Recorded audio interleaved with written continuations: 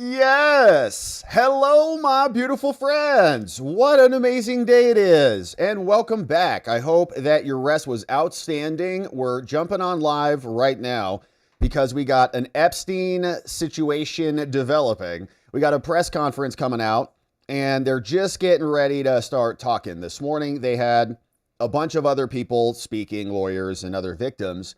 And now you can see we've got a little interesting thing happening here. A bipartisan group of people, Marjorie Taylor Greene, Thomas Massie, and Ro Khanna, kind of a Democrat who's not exactly like a full-blown lefty Democrat. Massie gets a lot of criticism from the right for being anti-Trump, even though he stands for a lot of good, solid constitutional principles.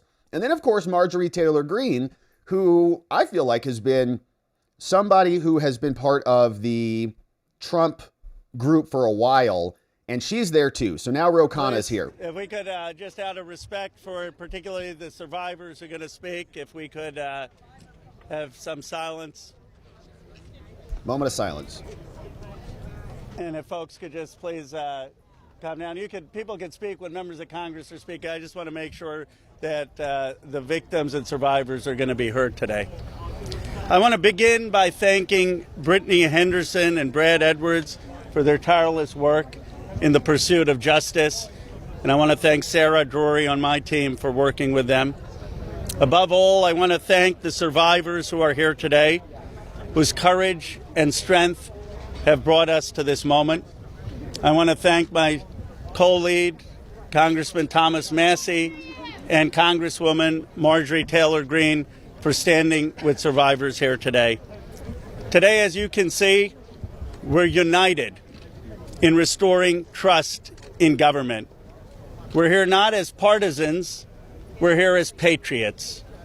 We begin the work of bringing this country together, progressives, independents, moderates, and yes, MAGA supporters, to demand truth and justice. Is that shocking or something? A You've been on this nation case longer than you, Ro. that allows rich and powerful men to traffic and abuse young girls without consequence is a nation that has lost its moral and spiritual core. Americans are asking a very simple question. How is it possible that in the richest, most powerful country in the world, there are corrupt special interest forces, both foreign or domestic, that are preventing the release, that have a stranglehold on our government and are preventing the release of the full Epstein files? And a lot of other records, there is something that is rotten in Washington. That's true. Less than 1% of these files have been released. We are demanding today on the discharge petition that all of the files be released. We know we have 212 Democrats, and we have 4 Republicans, courageous Republicans like Thomas Massie, Nancy Mace, who was so emotional yesterday after talking to the survivors, Congresswoman Boebert, and Congresswoman Marjorie Taylor Greene. We need just 2 more signatures to force the release. So we gather here on the steps of the Capitol to confront these corrupt forces. Today we stand with survivors. We stand against big money. We stand to protect America's children. That is really what this is about. I now want to bring up my Republican colleague, Thomas Massie. He has shown so much courage, so much leadership. And I saw some people, I say the same thing about Marjorie Taylor Greene. She has shown so much courage on this issue. I saw some people when I was coming here calling her names. We've got to stop that. We've got to stop the partisanship on this issue. This is an issue where they both have shown real courage and leadership, and I appreciate them joining us today. The Democrats have used this as a Trump-bashing tool, and that's not what it is. I want to thank my colleague Ro Khanna for co-leading this effort to bring transparency and justice for these victims. I hope my colleagues are watching this press conference. I want them to think, what if this was your sister? What if this was your daughter? When these survivors speak, the Washington establishment is asking the American public to believe something that is not believable. They're asking you to believe that 2 individuals created hundreds of victims and they acted alone, and that the DOJ has no idea of who else might have been involved. Ridiculous. That nobody else did anything that rose to a criminal enterprise. The American people know that's not true. Yep. Now, the Speaker of the House just offered a fig leaf to my colleagues. They're going to vote on a non-binding resolution today that does absolutely nothing. I appreciate the efforts of my colleague James Comer, who's leading the Oversight Committee. They may find some information, but they're allowing the DOJ to curate all of the information that the DOJ is giving them. If you've looked at the pages they've released so far, they're heavily redacted. Some pages are entirely redacted. We'll look at them. And 97% of this is already in the public domain. So I'm calling on my colleagues. Be one of the next two who sponsors this discharge petition. I think it's shameful that this has been called a hoax. Hopefully today we can clear that up. This is not a hoax. This is real. There are real survivors. There are real victims to this criminal enterprise. And the perpetrators are being protected because they're rich and powerful and political donors to the establishment here in Washington, D.C. So today we're standing with these survivors and we're giving them a voice. And I want to close by thanking them. They are brave. I hope they encourage other survivors to come forward and to tell their stories. Not just of Jeffrey Epstein and Maxwell, but anywhere in the country. This is a message that we are sending. This is a litmus test. Can we drain the swamp? Are there people who are outside of the reach of the law? Yes. I don't think there should be. There are right now. So hopefully today we'll get 2 more signatures on the discharge petition. That's all we need. And with that, I want to introduce the bravest woman in Congress, Marjorie Taylor Greene. I find it interesting that the 3 Republican co-sponsors are women. These are women standing up for women. And Marjorie was the first to do it. And I think she deserves all of our gratitude for breaking that barrier and leading the way for the other Republicans. Hopefully they can find their spines as well. And with that, I give you Marjorie Taylor Greene. Yes. All right, and it is, you can see the signs in the background. It is a little Trump Good morning. bash fest. This is my 5th year in Congress, and this is the largest press conference that I've seen since I've been here. And this is because this is an issue that matters so much to Americans. This is an issue that doesn't have political boundaries. It's an issue that Republicans and Democrats should never fight about. As a matter of fact, it's such an important issue that it should bring us all together. It's grieved me to watch the arguments and debates take place among my colleagues and even the administration. I think this is something that was worth fighting for. You see, the women behind me are going to tell you stories that you've never heard before. These are unimaginable horrors that they've lived with for their entire lives since they were very, very young. But these are also similar stories that many children, teenagers, women, and even men are enduring nightmares right now as we speak. You see, these women have been fighting since the 1990s. I heard one woman tell us yesterday since 1996. And they have carried with them shame. But I want to tell you something. The shame does not fall on these brave, courageous women. The shame falls on every single person that coldly turned a blind eye to their abuse. The shame falls on every single person that enabled it. The shame falls on every single person that took money to continue it. And the shame falls on the people in power over the past several decades that protected the monster, Jeffrey Epstein, and his cabal that continued a nightmare. Those people deserve the shame. And today we are coming forward and we are going to fight like hell for these women, because we have to fight like hell for those that are enduring sexual abuse and are living in a prison of shame. Anyone that is being abused, it is not your fault. You should live with no guilt or fear or shame.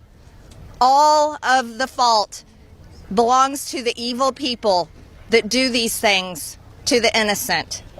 This is the most important fight we can wage here in Congress, is fighting for innocent people that never receive justice. And the women behind me have never received justice. And do you want to know why? It's because Jeffrey Epstein somehow was able to walk among the most rich, powerful people, not only in America, but foreign countries. Yesterday, I heard countries like Saudi Arabia, Russia, and even Israel, and other countries. The truth needs to come out, and the government holds the truth. The cases that are sealed hold the truth. Jeffrey Epstein's estate holds the truth. Maureen Comey, the FBI, the the DOJ, and the CIA holds the truth. Subpoena Comey. And the truth we are demanding come out on behalf of these women, but also as a strong message to every innocent child, teenager, woman, and man that is being held captive in abuse. This should never happen in America, and it should never be a political issue that divides us. And I want to thank Ro Khanna and Thomas Massie for doing something brave, crossing political boundaries for a very important fight. And I'm honored to join both of them. And I'm honored that Nancy Mace and Lauren Boebert signed the discharge petition along with myself. And I asked my Republican colleagues not to choose just one path for justice and transparency and accountability, but I asked my Republican colleagues to choose every path for justice and accountability and transparency. And with that, I'd like to bring back Congressman Ro Khanna to start this important press conference. Thank you very much. Marjorie. Thank you, Congresswoman Green, for your courage and for being here. And thank you again to Congressman Massie for co-leading it. I now would like to introduce two people who have been fighting this for decades. They haven't had their voice heard. The victims haven't been heard. They haven't just been on this in the last few months. They've been doing this in the wilderness for years, and they are really models of courage. Bradley Edwards and Brittany Henderson, who are the attorneys for the victims. Thank you for being here. All right, so the lawyers are speaking. You know, the bipartisan thing, like, why don't they pull those signs down? Thank you, Ro and Thomas Massie. I really appreciate you putting forth this discharge petition. It's tough to understand that we have to be here because this doesn't seem like a partisan issue. This is an issue. Sex trafficking and sexual abuse transcends politics. We as Americans expect equal protection under the law, and there can be no doubt that Jeffrey Epstein received far greater protection than any of the victims that he abused for years. In 2008, Courtney Wild walked into my office because she was a part of a federal investigation into Jeffrey Epstein where all she wanted was the government to talk to her. Little did she know the government had worked out a secret immunity deal for Jeffrey Epstein, and we had to file Jane Doe's versus United States of America to prove that Jeffrey Epstein worked out an illegal non-prosecution agreement with the government. That was 2008. It was a crazy deal. It took us 10 years battling the government pro bono for the judge to ultimately determine that the victims' rights were violated. The government has mistreated them after Jeffrey Epstein mistreated them. We then filed civil lawsuits against Ghislaine Maxwell, which has resulted in her being in prison. Our civil lawsuits led to her prosecution. We filed lawsuits against Jeffrey Epstein, against his estate, and against two financial institutions, JP Morgan and Deutsche Bank, that proved that they knowingly provided the financial infrastructure for a sex trafficking operation. Unfortunately, all of the documents and evidence that we have worked so hard to gather hide behind protective orders, confidentiality agreements, and bank secrecy laws. Why is that? That is why this discharge petition is so important. While we have seen the documents, you haven't. And when you see the documents, you're going to be appalled. And the American people deserve to see everything. When you sign this discharge petition, it should mean nothing is off limits. That means the documents in the possession of the CIA, should be made available. Those in the possession of the FBI going back decades should be made available. The SEC, financial records in the possession of FinCEN should be made available. Everybody knows that evil flourishes in the darkness. Corruption flourishes in secrecy. It's true. It is time. Is it our country? Right now We don't know to make anything? a difference. For the women that are behind me right now, they have been courageous and fought through this whole thing. Whether you're a Republican or you're a Democrat, this one is an easy call. You're an American who cares about equal rights and equal protection under the law. If you care about these women, if you care about our country, and you care about this issue, this should pass with flying colors. I really appreciate everybody being here. Those signs are getting removed. It looks like they're pulling some of those signs out. Look. Yeah, I mean, if it's going to be bipartisan, stop ripping Trump. My name is Courtney Henderson, and I think in addition to thanking the wonderful congressmen and women who are here today, we need to thank the women, and not just the women who are going to speak, but the other women who are standing behind them, along with other lawyers, Sigrid McCauley, and people who have been fighting for a very, very long time for the world to give this kind of attention to an issue that it should have had forever. This administration has the opportunity to do what the past administrations did not do. This administration can either stand with the victims and stand for the victims, or it can continue to hurt the victims like has happened in the past. We aren't here just to ask for transparency, though. We're here, too, to ask for protection.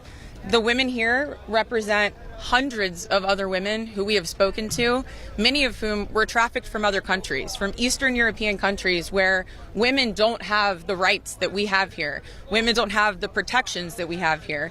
And those women are terrified that their names will be released in these files. The government won't know that they're victims to redact and protect them. So we ask that you please, whoever is going to be in charge of redacting these files and in charge of this transparency, do it in a way that protects the women brave enough to be here, but also protects the women who are terrified that every day when they turn the TV on, something bad is going to happen to them in Ukraine, in Russia, in whatever country they live in, because no one is listening to them there.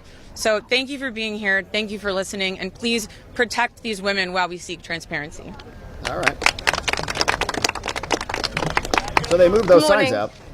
My name is Anushka DiGiorgio, and I stand before you today as a survivor of both Jeffrey Epstein and Ghislaine Maxwell. I want to thank Congressmen Massey and Khanna for their role in putting together this very, very important bill. Every day of this journey toward healing has come at a profound cost to my mental health. But I am here. I chose to come because this bill really matters. I speak today not only in service of my own recovery from trauma inflicted by Maxwell and Epstein, but to honor the lives, the courage and sacrifices of Virginia Giuffre, Caroline Andriano, and others who could not continue. Their voices mattered. Their stories must not be forgotten. Accountability is what makes a society civilized. Equal opportunity and equal consequence for all. Consequences are not about punishment alone. They exist to deter future harm, to protect vulnerable, and to set a standard of justice. If Ghislaine Maxwell were pardoned, it would undermine all the sacrifices I made to testify and make mockery of mine and all survivors' suffering. That is why the Epstein Files Transparency Act is so essential. It requires the Department of Justice release all the records related to Epstein and Maxwell investigations, flight logs, immunity deals, internal communications, and even the records surrounding Epstein's detention and death. And crucially, it forbids withholding documents simply because of embarrassment, reputational harm, or political sensitivity. This is about ending secrecy wherever abuse of power takes root. But transparency alone is not enough. Survivors need protection, resources, and legal support. If this Congress is serious about justice, then let this moment also affirm your commitment to provide victims with the legal aid they need to confront abusers, to navigate complex systems, and to reclaim their power. Transparency must be matched by support, or else too many victims will remain silent out of fear and lack of access. The statistics demand action. Nearly 1 in 5 women in America will experience rape or attempted rape in her lifetime. Every 74 seconds, someone is sexually assaulted. Every 9 minutes, that person is a child. These are not numbers, they are people. They are your daughters, your sons, your constituents, your friends. Statistically, 1 in 5 of your families will face this nightmare. The days of sweeping this under the rug are over. We, the survivors, say no more. I want to help create a world where survivors of sexual abuse and abuse of power can come forward safely. And I ask Congress to join me in that effort, not only by passing this bill, but by ensuring that those who step forward have legal support to face their abusers and see justice done. When Judge Berman gave Epstein survivors the chance to finally speak, the world listened. After so many years, survivors were heard. That moment was historic, and so is this moment.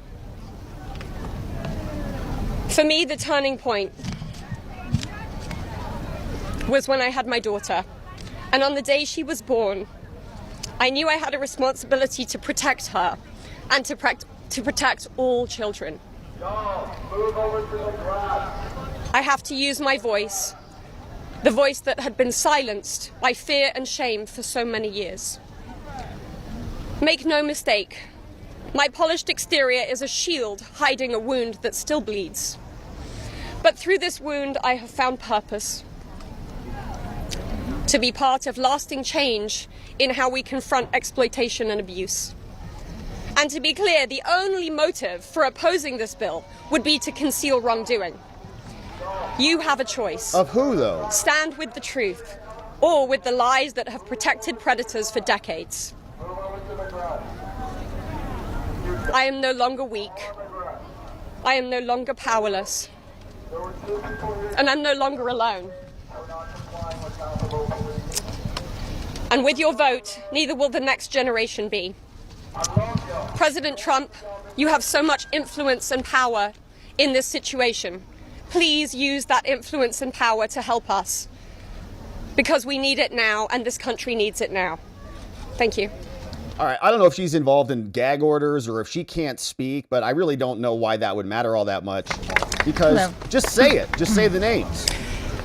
My name is Annie Farmer, and I was 16 years old when I was flown to New Mexico to spend a weekend with Epstein and Maxwell. Okay, anyone else? That same year, Epstein's dead. 1996, my sister, Maria Farmer, reported what happened to me there, along with reporting her own assault at their hands and their theft of sensitive photos of herself, of me, and our younger sister that she had taken for her work as a figurative painter. I am now 46 years old. 30 years later, we still do not know why that report wasn't properly investigated, or why Epstein and his associates were allowed to harm hundreds, if not thousands, of other girls and young women. We have never been told whether those images were found when they discovered a large amount of child sexual abuse material on his property. Of course they found them. As a psychologist, I understand that when the systems meant to protect us recreate the abuse cycle, the betrayal that occurs can be just as damaging as the original trauma. This happens when survivors of these crimes are not believed, when our well-being is not weighed as heavily as those who have more resources or more privilege, and when perpetrators of these crimes are given a platform rather than the survivors of them. For so many years, it felt like Epstein's criminal behavior was an open secret. Not only did many others participate in the abuse, it is clear that many were aware of his interest in girls and very young women and chose to look the other way because it benefited them to do so. They wanted access to his circle and his money. Their choice to align with his power left those of us who had been harmed by this man and his associates feeling very isolated. I could never have imagined being here today and this chorus of support that we have all received. I have been sent so many notes and messages from people with no direct connection to this case who've expressed their solidarity with us. And I believe that is because, in part, as Anushka explained so well, this is an extremely widespread issue of child sexual abuse, of sexual exploitation, of sexual violence. This affects almost every family in some way. Okay. From my conversations with women in these last few days and from all of the support that we've received, it's very clear to me that we are not going away, we are not going to be quiet, and we are not going to give up. And I ask the American public to stand with us and not give up. At a time with record high levels of distrust in our institutions and a perception that there are two Americas, one for those with power and privilege and one for everyone else, Who's illegal passing aliens, this yeah. Epstein transparency bill is one important step that can be taken to prove to Americans that the government does not side with sexual perpetrators. A thorough public review of this information is an important step in preventing the type of systemic failures that have occurred in this case and harmed all of us. An important step towards healing for those involved. Thank you. All right. I had a law school professor who said, you have to ask the question, so what? Like, so what do you want to do? Hello, everyone. I'd like to say thank you, everyone, for being here today on this very powerful and special day for all of us here. My name is Marina. I was minor victim 1 in federal indictment of Jeffrey Epstein in New York in 2019. I was one of dozens of girls that I personally know who were forced into Jeffrey's mansion on 9 East 71 Street in New York City Okay, it's only when we Epstein. were just kids. Is it just Epstein? Today is the first dead, time apparently. that I ever speak publicly about what happened to me. I never thought that I would find myself here. The only reason that I am here is because it feels like the people who matter in this country finally care about what we have to say. As an immigrant from Brazil, I feel empowered knowing that the little girl struggling to get by at 14 and 15 years old finally has a voice. For the first time, I feel like I matter as an American. I was only 14 years old when I met Jeffrey. It was the summer of high school. I was working 3 jobs to try to support my mom and my sister when a friend of mine in the neighborhood told me that I could make $300 to give an older guy a massage. It went from a dream job to the worst nightmare. Jeffrey assistant Leslie Groff would call me and tell me that I needed to be at the house so often that I ended up dropping out of high school before 9th grade. And I never went back.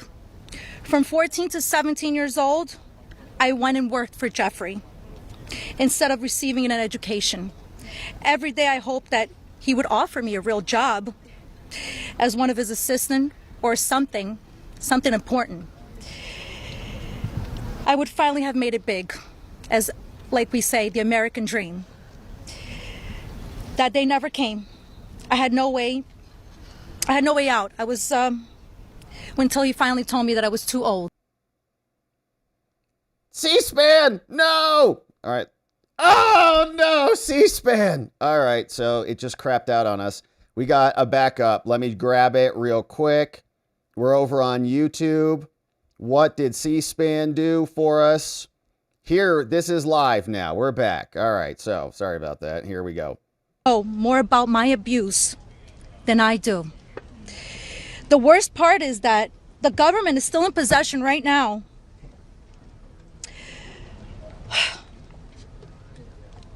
of what? Other people? Of other the documents names? and information about that could help me remember. And I'm not mad at them. And get over all of this maybe and help me heal.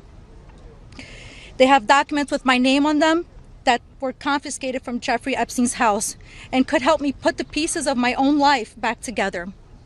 But I don't have any of it. And I know the same is true for many of these women.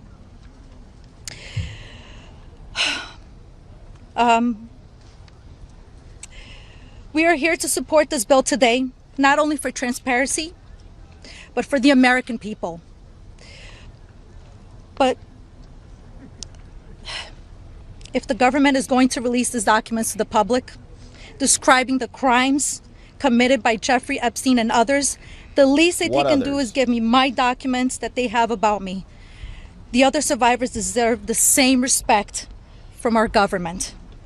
While identifying information must be redacted to the public, it is equally important to provide the victims themselves with unredacted information.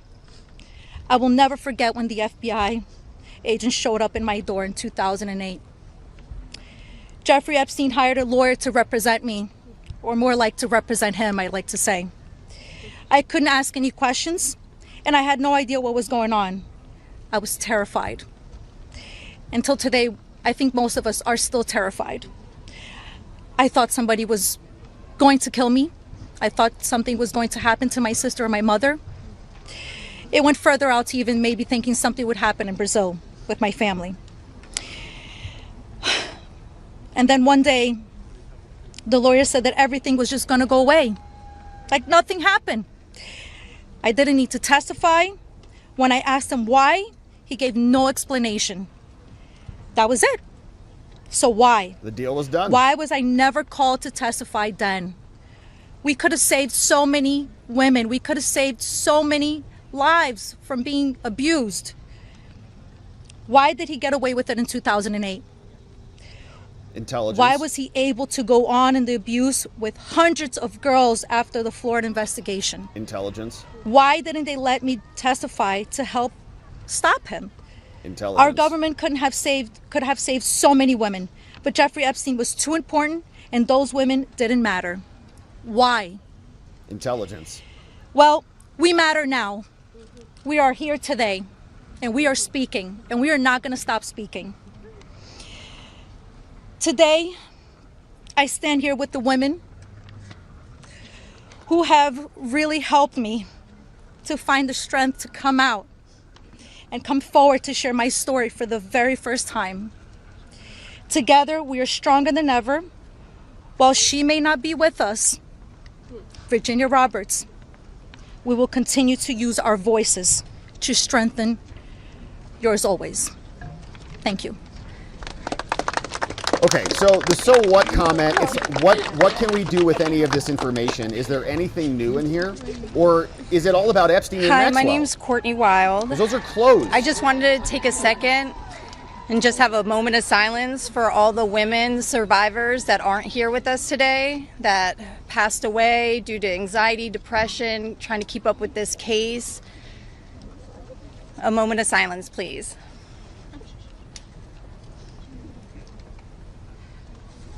Thank you.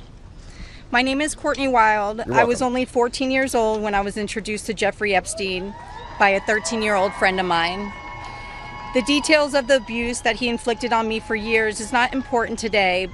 In 2028, I was cooperating with the federal government in the investigation of Jeffrey Epstein. They sent me a letter telling me to be patient because this was going to be a lengthy investigation, but at the same time, they refused to talk to me and tell me what was going on. So I hired an attorney, Brad Edwards, because I was hopeful to get some answers. When I walked into his office at 19 years old, Brad sued the government for refusing to tell me what was going on under the Crime Victims' Rights Act. The only reason anyone ever found out that the government had already given Jeffrey Epstein immunity through the non-prosecution agreement was because our lawsuit forced the government to tell us. Otherwise, nobody would even know that today. Sometimes it's hard to believe that I had to sue the United States just to learn that my abuser was given immunity. I started as Jane Doe, but I decided I was proud enough to take on our country, and I was on the right side of history. We fought the government for 10 years to prove that the government violated our rights as crime victims and the crime victims' rights in order to protect a pedophile. We had to win the 11th Circuit Court appeals to force the government to turn over thousands of pages of emails between Jeffrey Epstein and the government. Those emails provided the proof that the government worked very hard with Jeffrey Epstein to violate our rights. Why? Why did the government work so hard to protect Jeffrey and not so hard to protect me and my other innocent friends? Why was Jeffrey so important to the government, and why was I so insignificant? Yeah, all great Why questions. did nobody Files but will our help us answer lawyers those, care no before doubt. now? It seems people have only started to care because of Twitter and politics. But I would like to say this has nothing to do with politics. This is not a blue thing or a red thing. This is an everyone thing. We can all agree on this. The injustice that has happened here, multiple, over and over. Everybody that talks about this just seems to make it worse. We need transparency. It's time for us to see beyond the curtain. Why was Jeffrey Epstein so protected? Who is still being protected? And who protected them all? So the world can understand how Jeffrey was able to abuse so many of us for so long. We do want to know I was lucky to have Brad Edwards, Brittany Henderson, and Paul Cassell take on my case pro bono and fight fearlessly over 20 years' time. I would like to thank them, and I'd also like to ask the Trump administration to please sign off on the Crime Victims' Rights Reformed Act, the Courtney Wild Crime Victims' Rights Reformed Act that's we're trying to get passed here so we can close the loopholes in the CVRA case that Epstein's attorney used to their benefit to get away with this. Thank you so much. All right. Good questions. We want to know the answers to those things. Let's see who's coming up next.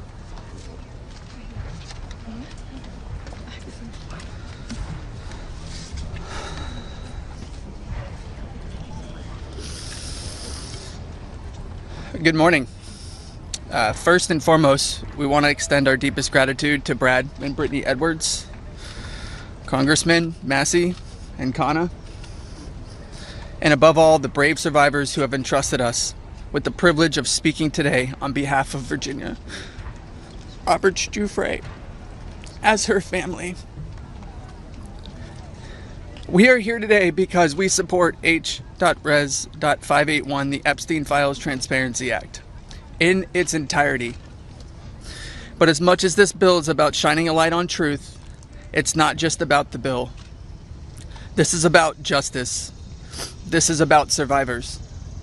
This is about justice against the rich and powerful who have stolen something from these women and many children at the time, their freedom. The freedom to live their life without mental and physical scars that have been inflicted upon them by those who thought they were untouchable. The same freedom that these monsters took from these survivors, they should never be afforded. They should never be allowed to continue their lives with impunity. Let's be clear. This is not a political issue. This is not about left or right. This is about humanity. This is about doing what's right. And this is about ensuring that the future we leave behind isn't one where the powerful can hide behind their wealth, their influence, and their money to evade justice. Our plea to you, whether you're a dad, a mom, a brother, or a sister, look your young ones in the face. Look them in the eye and tell them you didn't stand against the very people who raped, molested, and preyed upon children and young women. Tell them you were willing to negotiate a deal. Money should never be what makes something right or wrong. If you vote no, your stance will be clear. You will be choosing to stand on the side of the rich and powerful, allowing money to buy your way out of the consequence. But here's my one ask. Look these survivors in the eye and tell them why. Then, look the people of the United States in the eye and tell them why. And then, when you're alone, look yourself in the mirror and ask yourself why. Virginia said it best, and I quote, "I have physical and mental scars that will never heal. I have memories that will never go away. They say time can heal, but this won't. Not until the justice system makes an example out of these people with so-called privileges. I just call it money. The only time I can begin to heal is when their freedom is taken from them, just like they did to me and literally thousands of other victims. The survivors of this horrific abuse are watching. The American people are watching. And history is watching. Which side will you be on?" Thank you.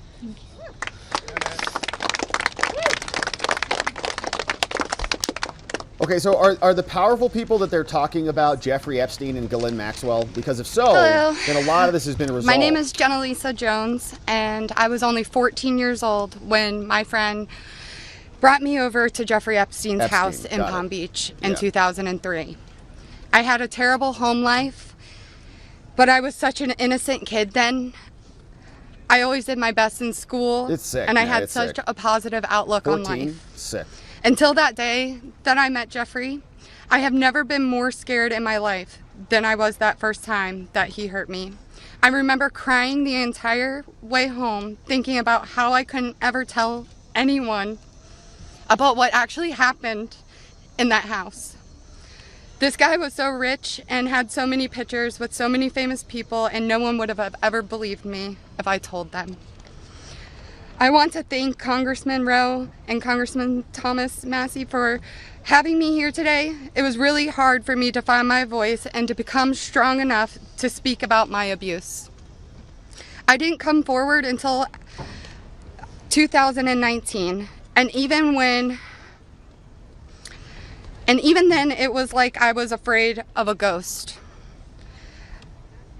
I know that I was just a little kid, but sometimes I still feel like it is my fault that this happened. Being given the opportunity to speak at the United States Capitol building about something that is so important, not just to me and the women before you, but to the entire country. Together, we can finally make a change. And that is thanks to the people like these two congressmen and their teams who actually care about the victims. If you are a member of Congress and you are listening to all of us speak here today, please really listen to us. Please vote for this bill to be passed. Please recognize how important it is for transparency relating to Jeffrey Epstein. Whether you are a Democrat or a Republican, this does not matter. This is not about sides. It's all our government. You are an American, and you are a person who has chosen to serve in an elected position to stand up for those you represent who cannot always stand up for themselves. We are those people. We are the Americans that you promised to protect. And we need your help. Please, President Trump, pass this bill and help us. Make us feel like our voices are finally being heard. Thank you. Nice statement. And see how many other people we have speaking. Looks like this lady's coming up. Good afternoon. My name is Haley Robson. I was a 16-year-old high school student athlete who made good grades and had high aspirations for college when I was recruited and asked by a classmate of mine alongside with a 20-year-old male if I wanted to give an old rich guy a massage. But what high school girl would not want to do that? That day changed my life forever. And when I got into the massage room, Jeffrey Epstein undressed and asked me to do things to him. My eyes welled up with tears, and I have never been more scared in my life. When it was over, he paid me $200 and requested in exchange that I bring a girl each time to make another $200. I told him I did not want to do that, and then he gave me an ultimatum. Either you come here and massage me when I call you, or you bring me friends of yours to massage, and I will give you $200 per girl for each time she comes. I felt and hoped to never hear from him again, but he called me every day. He was so wealthy and powerful, and he would not let me go. I felt I had no choice. If I disobeyed him, I knew something bad would happen. So knowing I did not want to be sexually abused, I started to bring him other girls from my high school, and he paid me $200 for bringing them. I just hoped each time it would be the last time. One day, the stepmom of one of the girls brought him and called the police on Jeffrey Epstein. The police then called me in for questioning. I had told them the truth despite the fact that I was a teenager and a minor, and I was able to tell the police the names of all the other victims. The police treated me like a criminal. I had, by this time, had turned 18. I had been with Jeffrey since I was 16 and for 2 years. So they had told me So they told me I was going to be arrested. My name was then distributed to the press as a co-conspirator of my abuser, who I detested. My entire world was crashing in around me, and I started being threatened and bullied, till this day still receiving death threats. I was singled out and for many years had to suffer a smear campaign of lies about me because of the way that I was portrayed by the press. The press made me out to be a predator when I was just a 16-year-old little girl who was sexually abused by a powerful man and an evil man. For years, I had no friends. My boyfriend was murdered, and there was nowhere to turn. The government, after investigating more, learned that I was true a victim, but the damage was done and it was too late. There was no way to undo the harm the press had caused me. In 2019, I met Brad Edwards and Brittany Henderson. They changed my life and they believed in me and have helped me to finally heal. Healing is a process, and I may never get there.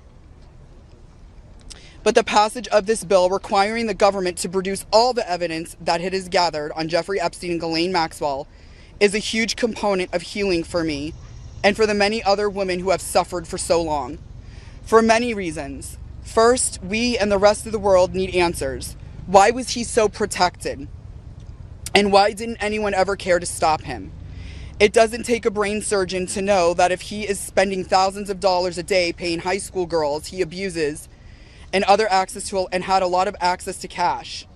I learned through my attorneys in the JP Morgan class action case that there were years when his staff withdrew over $1 million in cash a year. Was that not a big enough red flag? There were wire transfers to other victims, and the government did not protect us. The banks did not protect us. So lift the curtain on these files and be transparent.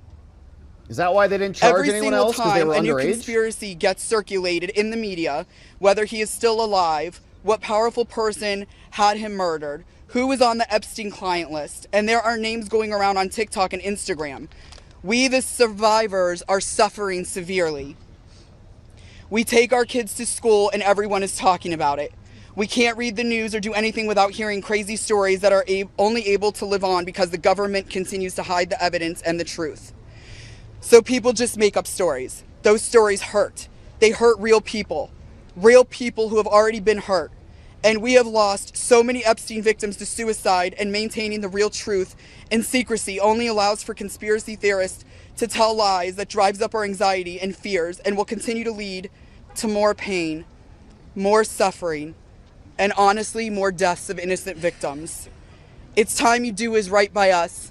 Unseal all the documents. We are requesting transparency, and I am requesting every congressman and woman that goes against this bill be outed. I want to know. Thank you. All right, so I think she was one of the conspirators, actually. So that's news. Didn't know that. But she didn't get charged. She was 16. Hi there. My name is Lisa Phillips, and I'm the host of a award-nominated podcast called From Now On, a platform supporting survivors. I want to thank all of my survivor sisters who came before me today. I'll be very short. In the year 2000, I was taken to Jeffrey Epstein's island while on a photo shoot on a nearby island. Who I saw and what I experienced there was a glimpse into a very dark and disturbing world.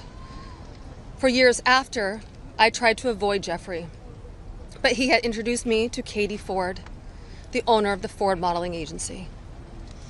Epstein's reach went to the very top of fashion, arts, and entertainment. This did not just happen to underage girls in Florida. In New York City, hundreds of young, ambitious women were abused by him. Epstein was not just a serial predator, he was an international human trafficker. And many around him knew, many participated, and many profited. And yet, he was protected. So I stand here today for every woman who has been silenced, exploited, and dismissed. We are not asking for pity. We are here demanding accountability, and I'm demanding justice. Congress must choose. But what does that mean? Will you continue to protect predators, or will you finally protect survivors? And also, I would like to announce here today, us Epstein survivors have been discussing creating our own list. Good. We know the names. Many Say of us them. were abused by them. Now, together as survivors, we will confidentially compile the names we all know who were regularly in the Epstein world. Just say And it just will be say done it. by survivors and for survivors. No one else is involved. Stay tuned for more details. Okay. Subscribe to my podcast. She'll release it on her podcast, I'm sure. All right. So, okay. That's great. Just say it right now. This is a whole press conference right now. Hello, my name is Shante Davies, and I'm here before you today as a survivor of decades of pain, trauma, and betrayal at the hands of Ghislaine Maxwell and Jeffrey Epstein, and the people who enabled them, and a government that for far too long refused to help. Okay, so do they want In prosecutions 2002, of the I was cover-up? living in California, a young woman with high aspirations of becoming an actress. I was already beginning to make a name for myself in the industry. A person I trusted, someone I thought was a friend, invited me to meet a powerful woman who could help advance my career. That woman happened to be Ghislaine Maxwell. I was asked to give her a massage, though I had almost no experience, and when I did, she praised me and promised introductions to someone enormously powerful, someone who could change the course of my life, and that man was Jeffrey Epstein. At first, I was an excited young woman on top of the world. Epstein flew me to his private island. He listened to my dreams, promised to help, but his promises came with a catch. The abuse began. He told me to keep it secret. He manipulated me with quid pro quo I did not consent to, but I felt I had no one to turn to. He was too powerful. I was just one of the many young women trapped in his orbit. I was even taken on a trip to Africa with former President Bill Clinton and other notable figures. In those moments, I realized how powerless I was. If I spoke out, who would believe me? Who would protect me? Epstein himself was the most powerful leader of our country. Epstein surrounded himself, with the most powerful leaders of our country and the world. Clinton, you, Barack. He abused not only me, but countless Leslie others, Wexner. and everyone seemed to look away.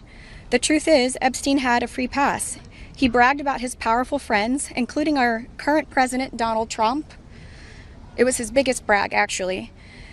And while what I endured will haunt me forever. That was his biggest brag. I live every day with PTSD. I live as a mother trying to raise my child while distrusting a world that has betrayed me. This kind of trauma never leaves you. It breaks families apart. It shapes the way we see everyone around us. But one thing is certain, unless we learn from this history, monsters like Epstein will rise again.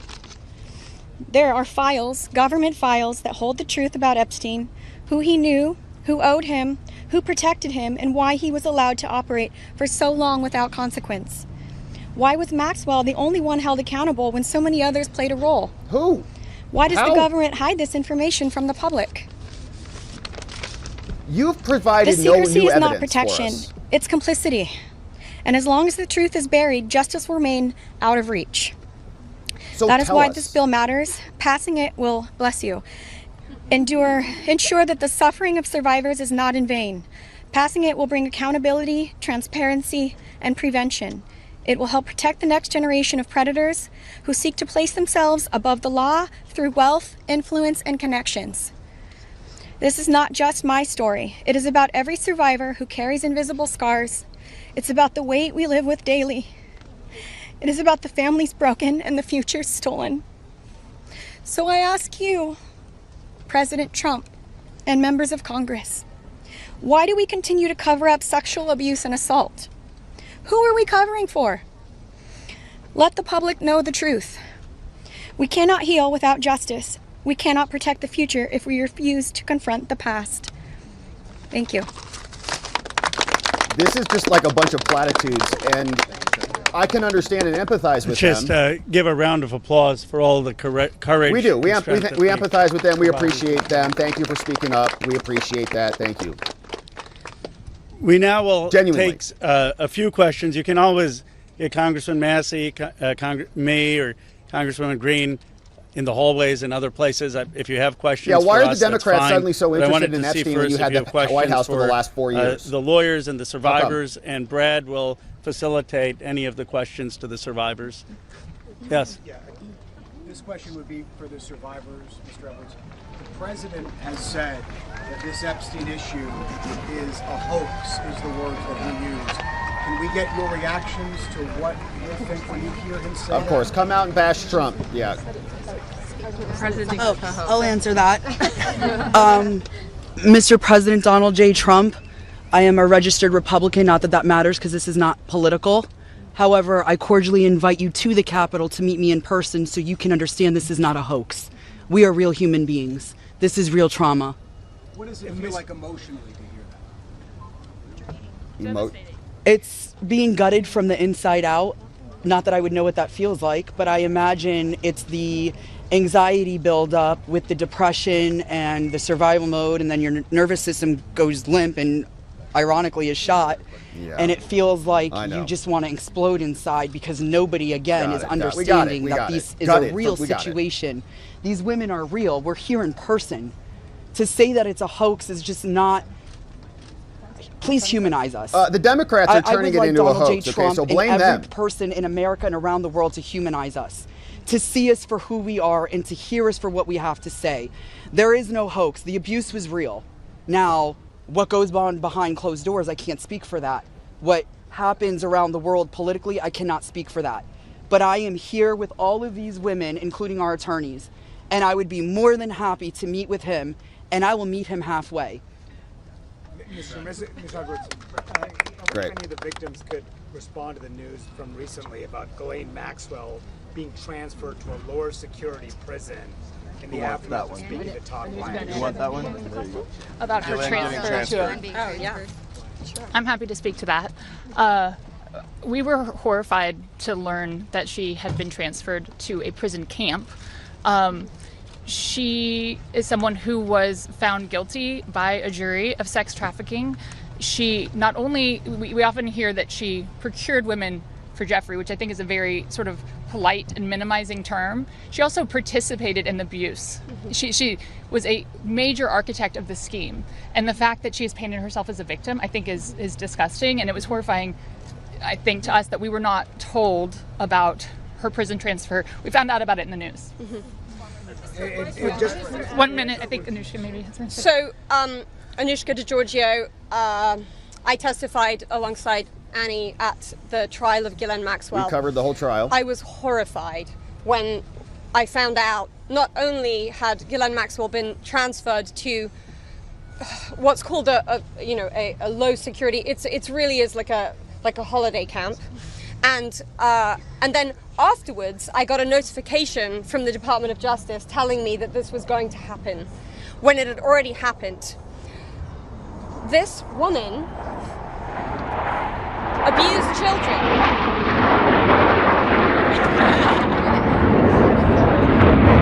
Shout out to the Air Force. I was abused by Jeffrey Epstein and Ghislaine Maxwell for over 10 years. Ghislaine Maxwell was present for some of my abuse at the hand of Jeffrey Epstein. She was present, she was complicit, she was enabling, and it is appalling and disgusting. And it's one of my worst nightmares that she not only be transferred, but at the possibility that's very much going around that she might be pardoned. This is not okay, guys. This is not okay. And I just want to add that I think it sends a very dangerous message to our country, to the young people in our country, that someone that we all know is aware of these crimes could be given a pass. And just for the last one, the last survivor who just spoke, the last survivor who just spoke, she said that Epstein would brag about her relationship with Donald Trump. Could she please elaborate about that? Shante. Yeah, here we go. Get close. I did say that. Scramble the jets. Empty laps up there. My first trip to the Palm Beach residence, I drove there from the airport with Ghislaine Maxwell, and Jeffrey and Ghislaine were always very boastful about their friends, their famous or powerful friends, and his biggest brag forever was that he was very good friends with Donald Trump. He had an 8x10 framed picture of him on his desk with the two of them. Look at all them shaking their heads. They were very close. Yeah. Okay, thank you for revealing what this is. We appreciate that. What? One second. For this client list that you ladies are putting together, you said it would be confidential, but will the public, could you clarify, will the public get to see about the list? So, Lisa, what's your envision here? Is it going to go to the public or just amongst the survivors? No, we're reaching out to survivors that are scared. So come on up. We're reaching out to survivors that are scared to come forward and that also know who they were trafficked to. So that's the list that we're compiling. And we're not quite sure, how we're going to release that, or even if we're going to. Of course the not. Department of Justice needs to release the list. Right, Yes. Yeah. You could just say it, though. You could just say the names. Survivors know the names. You've seen these powerful people. Why can't you say the names? Yeah, why not? Could you just explain for folks? Why do we have to say the names when the government knows the names? Why? And we're also scared to do so. Okay, Look what's got happened it. to so many of the survivors that have revealed names. Got it. Okay, so you don't have courage. You don't have the courage to speak the truth. I think it's also is what worth you're saying admitting. that having represented, I think, between our firm and Boyce Schiller, hundreds of victims, and we've talked to them about the various people that they were farmed out to. Who? So we've created somewhat of a list. Most of these individuals, the victims, are very scared to say these names because they could get sued. They're going to get attacked. So what? And nobody protected them the first time. And that was against one person. So is there a list? Look at the There is a energy list, around but this issue. Just to dispel kind of the common theme here, every one of these women was abused by Jeffrey Epstein, Got and it. his scheme was to personally abuse women. Okay, he's dead. When they reached a certain age, he did farm a section of them, some Okay. of them, out to some of his friends. That doesn't mean all of his friends. Okay. With that said, I'm more than happy to assist Where in are helping those create women? the list behind the scenes and see what we do with it. Where are those women who were farmed out? Go ahead. Hold on. I think if someone's interested in prosecuting, they may have something different to say about sharing a list, but they're not sharing a list for nothing to happen, and that's the experience that they've had. It's called accountability and transparency. You just got done lecturing us about it for an hour. The fate of this discharge petition right now as we're here. The speaker and others have said that the people he met with yesterday had concerns about your names being released if this bill were passed. And some people I talked to today are not signing the discharge petition because they say you don't want them to. Can you clarify if that is accurate? Do any of the survivors here not want the bill to pass? First of all, our legislation, Kana and I went through this, we talked about this, and we were very careful to make sure that there is an exception so that personally identifiable information, not just their names, but anything they could be identified by, would not be disclosed. And can you speak to that as survivors yourself? Just But I think all of them are on the same page, that they want everything released. Want the bill to pass. Yes, they unequivocally hands. redact personally identifying information and release everything else. Mr. Edwards. Okay. Mr. Edwards, thank you. I know it's your first time speaking. Uh-oh. I'll go to Marina if we can. Yeah, sure. Marina, you have stayed silent for so many years. Today, this is the first time, if we understand correctly, you have never before gone public with your story and to share this. Can you help us understand why today, why now, and why here? Well, it is not okay for us to be silenced, and it's not okay for Jeffrey Epstein. You're silencing and yourselves. Everybody else to be put on a pedestal. Were you farmed out? I think everybody needs to hear from us because we know what went on. Tell us! And there is not only me who's been silenced, there are hundreds of women that are silenced. My hope is to You're stop this standing in front of abuse the for Capitol future, speaking. right? For and not people saying that anything. are coming up for women. My daughter, for example, these women have daughters. They most definitely don't want that anymore. And I think mainly this is therapy for all of us Yeah, too. we know. It feels like that. We want to be heard. It does feel like therapy. Nobody It feels like a also therapy has never session. asked me to speak. That's also another thing. Yeah. So I can say for all of us here, we are here. We want this bill to pass. It is very important. Yeah. Okay. And we need transparency. We are tired of looking at the news and seeing Jeffrey Epstein's name and saying that this is a hoax. We are tired of it. Well, how come we you are didn't done. do it back We're when not she going to was be on silenced. trial? And I hope that my voice will bring other survivors and other victims to come along and speak up so that we can be more of a stronger voice and louder. So what is your message to President Trump on this? What is it? Yeah. Listen, I don't want to send a direct message to him. I'm already scared enough. Yeah. Just pass the vote. Listen to us. This is not a hoax. Like, it's not going to go away. And like I said on my speech earlier, we're not going to be silenced anymore. We will be speaking, silenced moving yourself forward all day wherever for an we hour. need to be. We will be, and we need to pass this. Go ahead. Thank you, sir. Jordan Conrad's Gateway Content. Gateway. For years, we've heard that there's an Epstein client list or some kind of list. And now we hear from DOJ that there's no list. Question for all the victims. What do you guys think? I know you're working on your own list, but do you believe that Jeffrey Epstein had a list? Yeah. So there's not a list. Yeah. So here's what it was. Just like you heard everybody today, Jeffrey Epstein created through an organization that of enablers, of people that were on We his didn't hear payroll. almost It was anything a about that. complicated scheme where others should still be investigated. That's the because point. they helped to enable him and operate this scheme. Without those people, he could not have done this. But the purpose was for him to personally abuse people. With that being said, certain of his friends, he farmed out certain of the women that he was exploiting. But no one here. Too. But that wasn't the primary purpose of that scheme. And I don't think he wrote the names of those people down. There's not a list of, hey, here's all of the people that I sent females to. That's just not how that organization worked. Mr. Edwards, Agreed? Is there any evidence that Jeffrey Epstein was involved with or tied to the CIA or a foreign intelligence operation? I think that the safest thing for me to say is all files should come out, whether it is for this with the CIA, FinCEN, SEC, FBI. I'm not just making these up haphazardly. I'm giving you a roadmap where to look. Question: was any Go one ahead. of these women trafficked to somebody else? Or was it only Epstein and Maxwell for all of you victims? I'll go first and then I'll let them. They're much more important than me, but I don't understand why it's a hostile act. I can tell you that I talked to President Trump back in 2009, and several times after that, he didn't think that it was a hoax then. In fact, he helped me. He got on the phone. He told me things that were helping our investigation. Now, our investigation wasn't looking into him, but he was helping us then. He didn't treat this as a hoax. So at this point in time, I would hope that he would revert back to what he was saying to get elected, which is, I want transparency. This about face that occurred, none of us understand it. In fact, I don't understand how this is an issue that's even up for debate.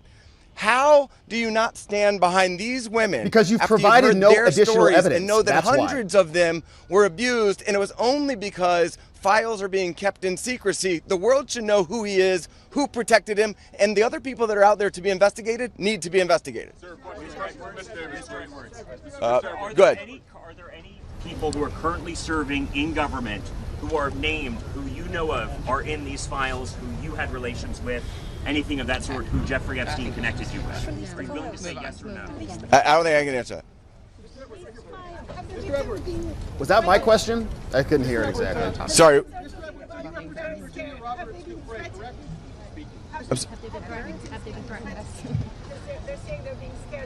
I think she's referring to my speech. Scared to talk. Question. Hi, something. Anushka DiGiorgio. I have been threatened. I was threatened by phone. My daughter was threatened when I was volunteering to participate. Did you report those? Are they by means investigated? of being a witness in a civil lawsuit that Virginia Giuffre was bringing against Ghislaine Maxwell. I have been followed. I have been stalked. I have been followed not only by journalists, but by people who do not get out of the car and do not try and talk to me and just drive behind me as I drive my daughter to school. So the fear is very real for us. I have also been in multiple situations with both Jeffrey Epstein and Ghislaine Maxwell, where they have been direct and indirect about implying and saying that if I was to talk, if I was to bring any kind of trouble, then there would be severe consequence, including death.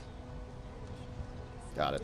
And just to add to that, Maxwell also threatened my sister Maria Farmer. When the FBI did nothing about her initial report, she reported individually at that time, and then in 2002 we spoke to a reporter at Vanity Fair telling our stories, fearful that perhaps other people were being harmed. We were not.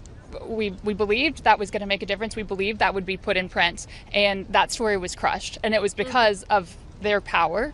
And the message that we got from that was direct threats from Maxwell to my sister about her well-being and her safety and that of our family. So I think many people have similar stories of threats. That has been a very real part of this case. Go ahead, over here.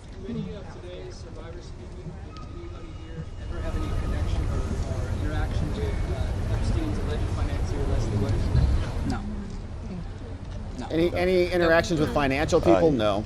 You want to address Well, that? I just want to say one thing that's very clear, when people say, please share names, there are names that are very well known, like that of Les Wexner, who everyone knows supplied an enormous amount of Epstein's financial wealth and allowed this operation to happen. So it's, I think, confusing to many of us why there have not been more ramifications for him. True. It is confusing. And he's been seen as a victim when clearly the whole financial network. I believe there's more to it.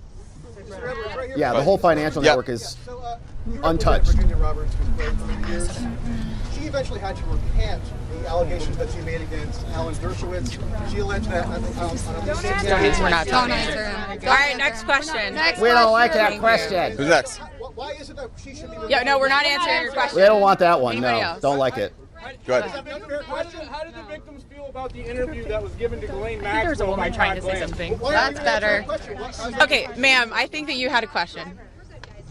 When you talked in the past on Oh my God. MSNBC about the existence of the Epstein birthday book, have you yourself in the course of litigation seen it? The birthday book. I don't know that we're able to reveal what we've seen and what we have not seen by way of protective order, but my point being in that circumstance was, if anybody wants answers, there's an easy place to get it. I told you where to get it. I said the estate of Jeffrey Epstein has it. Serve a subpoena on them. They'll turn it over. And if we had served a subpoena on them in the past, they would have turned it over and we would have seen it, which I don't usually miss subpoenas like that. So there we go.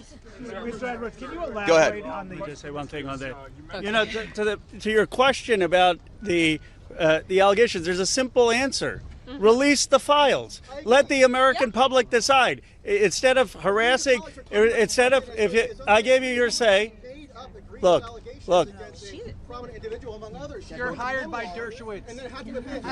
But you. Oh, that's Michael Tracy. You've been heard. And even Alan Dershowitz says to release the files. Release the files. That is the answer, and that's what we're here for. That is the. You gotta go. You gotta go. All right, so I don't know how long they're going to keep taking questions.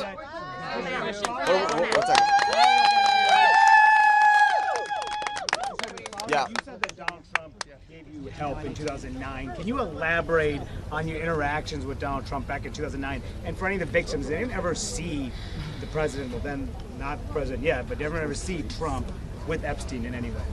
I don't know who's. I don't think that we can answer that question. Did anybody see Trump with Epstein back then? This is really not a political thing. We want the passage of the bill, and this is not to call out President Trump. That's what all the questions have been. My point was that that's what your victims have been screaming about. Did not think that it was a hoax and was trying to help. And now it seems like all of a sudden somebody's in his ear and he's not. So I'm hoping he'll come back to where he was. Well, back you're in all 2009, complaining about Epstein and Maxwell. Their cases are closed. Go ahead.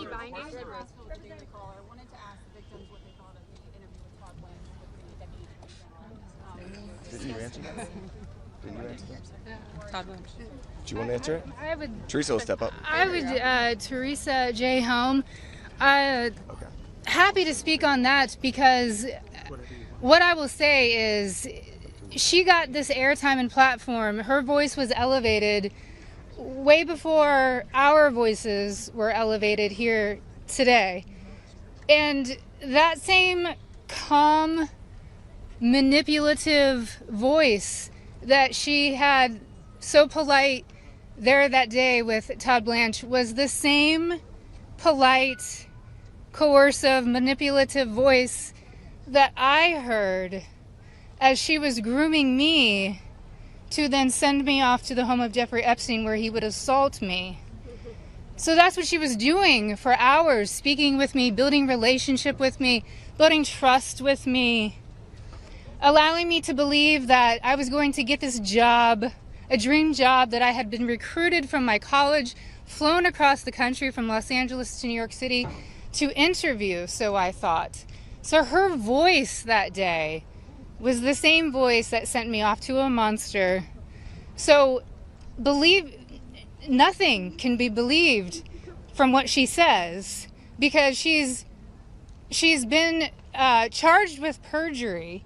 I myself could sit there and listen, and as I did, I sat there and listened to this woman's voice lie. And there was no pushback from Todd Blanche because does he even have the facts to be able to push back on her? We could sit there and push back. Why didn't we get to attend that? Why weren't we there that day? Or why wasn't even one of us consulted prior to that day in that meeting?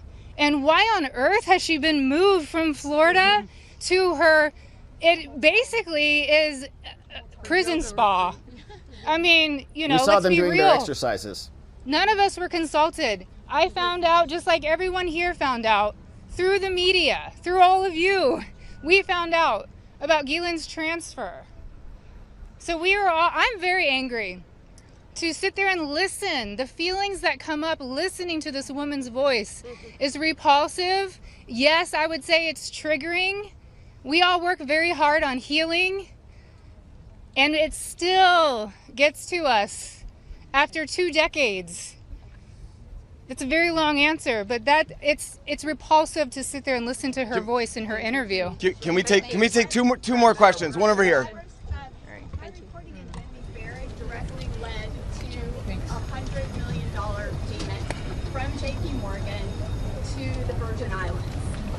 Will you go after the DOJ, the FBI, because they're sitting on evidence? I've held the evidence in my hands. You don't see it? I think that there's nobody that's immune from us going after them if there's a legitimate action to take. So to the extent that that evidence exists, then show it to us and we'll help in every way we can. We stand with the victims. Okay. One more. Can the survivors speak to, speaking of being threatened and being afraid to come forward with the story, to the case of Katie Johnson, who alleged that Donald Trump and Jeffrey Epstein... I don't think we can talk about. I don't think we can talk about that case. I do think it's worth saying, though, despite the comments that he made, Virginia Roberts Giuffre is an American hero. She is somebody without whom we would not be able to have this voice. She was the one who had courage to name names, speak out against people. She actually did, yeah. And she was standing up against everybody at one time with an enormous amount of pressure. And most of these women are here because of Virginia Roberts Giuffre. So, all right, last one.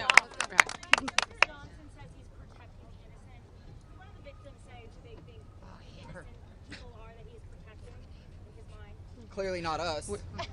I don't think that anybody knows, but I can tell you that in the oversight committee meeting yesterday, they indicated that they were all for transparency, releasing the files, and asked us to hold them accountable. Isn't that right? Yes. They said hold them accountable, so we intend to hold them accountable.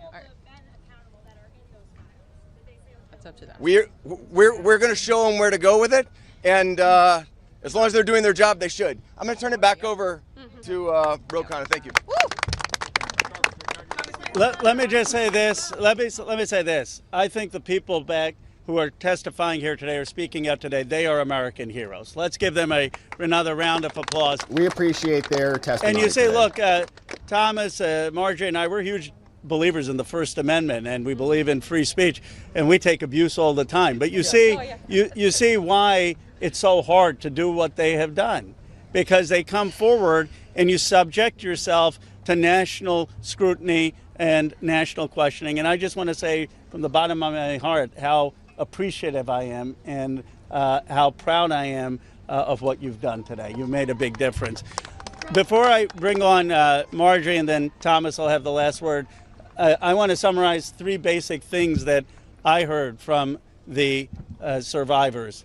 First, they want to know why our government covered up for someone rich and powerful. Why is it that we have 2 Americas? People say, why do you need to release the Epstein files? That still if Epstein happens is today. dead It's still and going Maxwell on. is It's a in current jail? problem. Because we don't know who all was involved in the cover-up. Why are there rich and powerful people who didn't have justice? They want to know that. Second, many said it's important for their own closure. They don't know their own abuse. They want to understand what's in these files for themselves. And third, we heard that there are many others who obviously were involved. And they want to know, and the American people deserve to know what was there in those files. We didn't hear about anybody else I actually think they're involved. helping us come together as a country. I've never done a press conference with Marjorie Taylor Greene before. I've done some with Tubbs, but look, this country is divided, it's exhausted.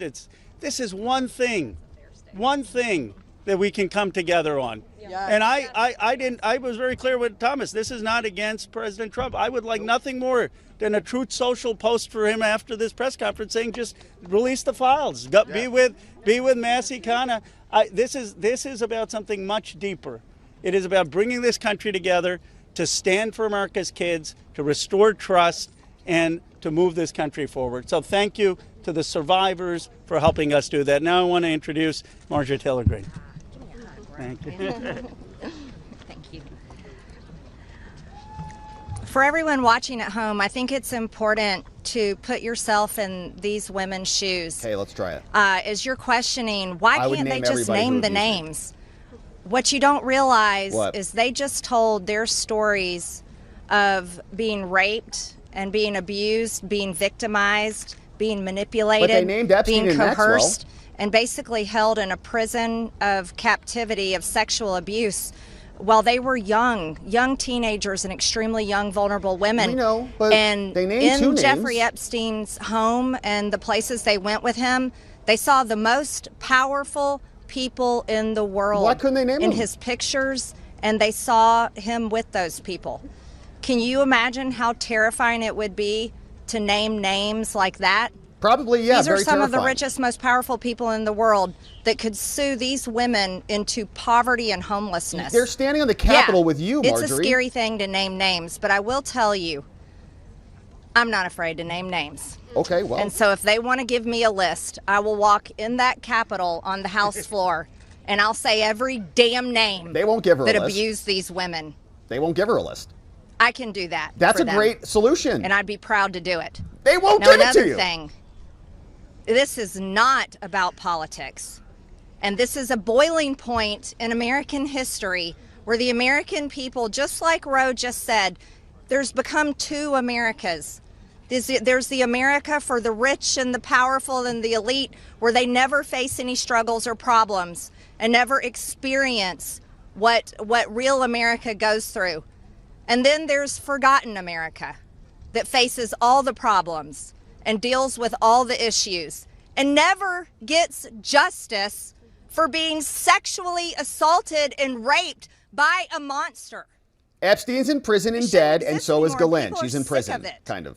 So let's recognize the fact that the administration before and the one before it and the one before it and the one before it and before it never did anything about this.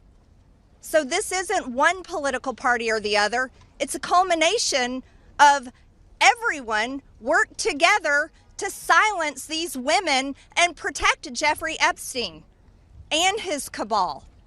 And this is not just rich, powerful people. Think his drivers, his maids, his chefs, all the people, all the financial people that worked in his home, security guards. I heard one story from a young woman that was being raped by Jeffrey Epstein when he was out on work release while he was serving time in prison. Again, Jeffrey Epstein. And had an ankle monitor on his leg. Right. Horrific. Guess But he's what? dead. There was a police officer outside that door.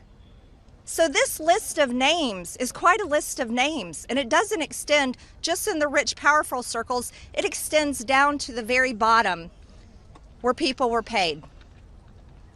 And again, I will say this, there's victims suffering today in similar circumstances, and they're terrified. You could call the names out of the people who did it. The people that are currently abusing them. They're currently abusing and so people. With Call these them out right brave, courageous women fighting this fight. They're not This is a courageous if fight they're not for naming women names. and children and any person that is facing sexual abuse and rape and captivity and human trafficking right now.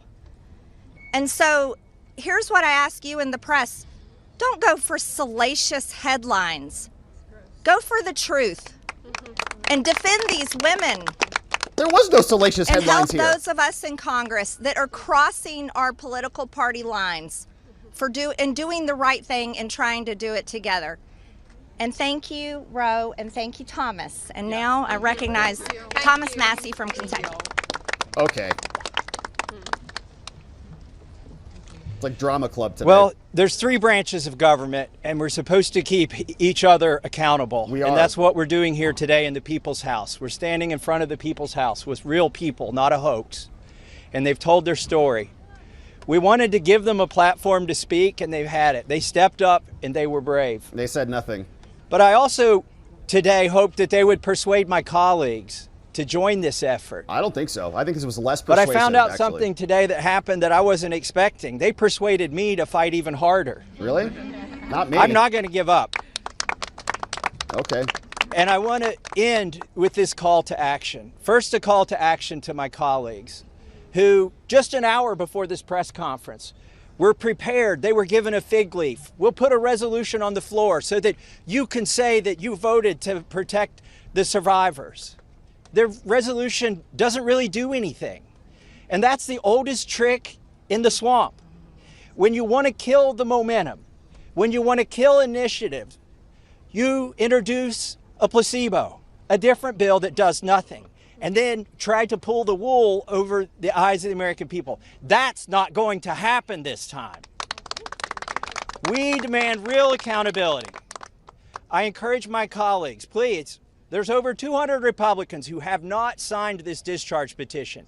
We only need 2 of them to sign it, and every Democrat will sign it, and that will get us the number we need to force this vote, to pass a law, not a polite request to the DOJ to police themselves. No, we need legally binding legislation to force that to happen. And my main call to action is to the people watching these live feeds that are going through these cameras right now. That's us. Congressmen, listen to you. Light up their phones. Burn down the phone lines here in Washington, D.C. Ask them the questions that these survivors wanted you to ask them. Why won't you be for transparency? Don't accept their answer that the bill has a flaw or that the survivors don't want it. We know that's not true. They wouldn't be fighting it so hard in this town if it wasn't the real bill.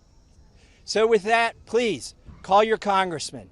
Tell him or her to get on this bill and to stand up for these survivors. Thank you and God bless. That's the end. All right. So honestly, this was pretty terrible. There was no new information that we heard. They admitted it was like a therapy session for them. We heard constant platitudes, one after another, about abuse and abuse. And I'm sure it all happened, but they didn't give us any new information about anybody else outside of Epstein and Maxwell. They all got up there. They're all a lot of courage to say 2 different names, Epstein and Maxwell, but they don't want to name anybody else. And they didn't even explain. Okay, he said there was a small subset of other people who were trafficked to other people. Okay, well, who were they? Are they there? Did you bring a single witness? So Massey, Roe, and Marjorie, they only brought people there who were abused by Epstein and Maxwell, and of the thousands of other women out there who were abused by one of these third parties who were actually farmed out. They couldn't bring one of those victims to come speak. So all of this, right, is just the same information that we've already seen. And it's, I think, less persuasive than maybe even not saying anything, because what we heard from them is that they're basically confirming, as far as we can tell, they don't have standing to make other claims about other people who abuse them, because from the evidence presented, there was no other people who abused them. And yes, we can go back down and we can go, well, then Marjorie can give us the list of the janitor and the groundskeeper and the gardener and the drivers and the pilots and all of those people. But did they abuse them? Or were they just like the other gal who was 16, who was bringing other girls there? And maybe that's why they didn't prosecute her, because she was too young. So my point is, what is their basis for saying that there's other evidence of other, third parties and this big network and cabal of people, if they won't even come out and say it? And then they say that they have their like, this is the time to say it. All right. And I know you're scared and I get all of that. I understand that. But this is the apex. This is the climax. This is the moment where you come out and you drop those names. What's going to happen? Reid Hoffman's going to sue you. Bill Gates is going to sue you. They're not going to sue you. Are you kidding me? Because it's just going to show that the lady doth protest too much, right? It's going to come out in litigation and all of those things. So, and you're going to have a groundswell of support if Reid Hoffman or Bill Gates or Bill Clinton or one of these dudes comes out and now threatens you or something. You got 3 Congress people. You're standing on the hill of the Capitol. You got the entire Democratic Party behind your back. If there is a truth to speak You have to speak it. Now, then they say, we're going to compile our own list in the podcast, gal, saying we may not even release it. And Marjorie says, I'll read the list. And that would satiate everything, wouldn't it? They don't want to be responsible. I don't want to release the list. I don't want my name attached to it because I'm going to get killed or something like that. We get threats and all the things.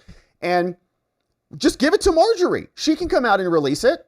Well, we're subject to protective orders and the courts could be met. Okay, so the courts are going to punish you. Like, this is the same thing. Like, they're going to punish a victim for speaking out about your own personal experience and your own victimhood. It's not how that works, all right? And a lot of the time they'll say that. They'll say, well, we're going to subpoena a victim to come into court. Like, you're going to subpoena a victim and like drag her in here and all those things. Yeah, sometimes they'll do that. And it's part of the process, okay? So if they're going to be here talking about transparency and accountability and all the release and all the things, they can talk about their experience and they can let the courts come out and then try to punish them for that, which they won't do. So the whole thing feels like theatrics. It feels like just drama. And it feels like it was a Trump bash fest, to be perfectly honest with you. And the questions from the media were all there, just being, they were all just chomping at the bit, like Jack in the Boxes, ready to go. Well, Trump said this, and Todd Blanche said this, and Ghislaine Maxwell said this, and all this. And all of a sudden, the Democrats are all behind this effort.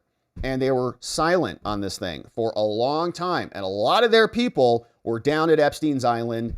And now we have this opportunity. It's very disappointing. And honestly, I think it was a letdown of a press conference from Marjorie and Thomas Massie and Ro Khanna. They could have brought anybody else and given us a little bit more evidence, something other than a rehashing of the old things. And we have a lot of empathy. We covered the entire Ghislaine Maxwell case. We went through the entire trial, have a lot of empathy for all the people who were abused. But you don't want to turn something into something that it isn't. And if it is something that we all think it is, they should give us some evidence. And nobody's giving us any evidence. It's the weirdest thing in the world. They don't have any other evidence. They come out and they say, it was Epstein and Maxwell and some other, amorphous creatures that nobody can identify. That's their evidence, okay? Trump and the DOJ, they're basically saying the same thing. They're saying there is no other evidence for anybody else, okay? So just be quiet. And you don't need any of these other things. And it's just a bunch of basically, indulgence. Like people are just, it's a prurient interest. They're just kind of, well, what's going on in there? And that's not a good reason to release a bunch of records and a bunch of files. And Kash Patel and Dan Bongino and Pam Bondi, right? People from our side who many of us had some trust and some faith in, they go in there, they take a look at the files, and they basically validate everything that the victims just came out and said today. It was Maxwell and Epstein, no one else. They said, well, there is someone else and trafficked to friends and all of that. But where are the other women who were trafficked? Where are they as victims who can come in and testify about Gates or Clinton or Hoffman or any of these people? They don't exist. And there's no evidence of them, according to all of the evidence that we've got from this side of this conversation. So now you've got like two sides of the same coin. They don't have anything for us. DOJ, Kash, and Dan don't have anything for us. And so what are we supposed to do? And by the way, we want transparency as a general rule. It drives me nuts. How can we have a free society and live under this fiction that we are in a democratic society where we have knowledge of our own self-governance? We have the information necessary to make key decisions that enable us to create the country and the society that we want to live in, consent of the governed and all of that. And that is an important concept. And what's happening with these victims now is they are not giving us anything to participate in this. The government is not giving us anything to participate. We have no real transparency. And so we're all just kind of spinning our wheels here. Can we get some information from somebody, right? I mean, people came out and they called out Bill Cosby or they called out Harvey Weinstein and they called him out by name. How come Maxwell, her case is already closed, and Epstein, his allegedly dead? They'll talk about those two, okay? Because those are off the table. They don't have to prove anything with those. They're done and closed. It can all be after the fact complaining about things that lead to no additional consequences. And I guess that's the next question. Maybe transparency, you vote for the bill, the transparency comes out, and then you say what? There's going to be some financial crimes for some people like Les Wexner or any of Epstein's other financial people. You still need victims to talk about the trafficking. You still need somebody who was a part of that subset who can come in and testify. And if they're not talking, if they're not victims, if nobody else was victimized and it was all just this amorphous thing, then what is the DOJ supposed to do? You have to have standing. You have to have a victim status in order to bring a complaint and bring a claim. And if it's all been essentially bundled up because it's all, done, and we've got a lot of criticism about the original non-prosecution agreement, and I fully believe that Epstein was part of a different power structure, but we still have to operate based off the evidence, okay, and not innuendo. And we're relying on these victims to come out and give us some of that, and they haven't done it. And if they want to hide behind their protective orders or their legal advice or their podcasts and, assemble their little interviews and dangle it all around, well, then they can do that, all right? But it's not as credible, right? Somebody, if you know a truth, or if you see a fraud and you enable that, you allow it to continue on, then aren't you a part of that fraud? Aren't you continuing it? Marjorie came out today and said, there are powerful people in this country who still are around, who are still abusing people, and we need the government to release the records in order for anything to happen, right? Rather than coming out and saying, we know who they are. These are the people. They're abusing people right now. It has to stop, right? And even if you're a victim, I don't know. I've never been abused like that or had any experiences like that.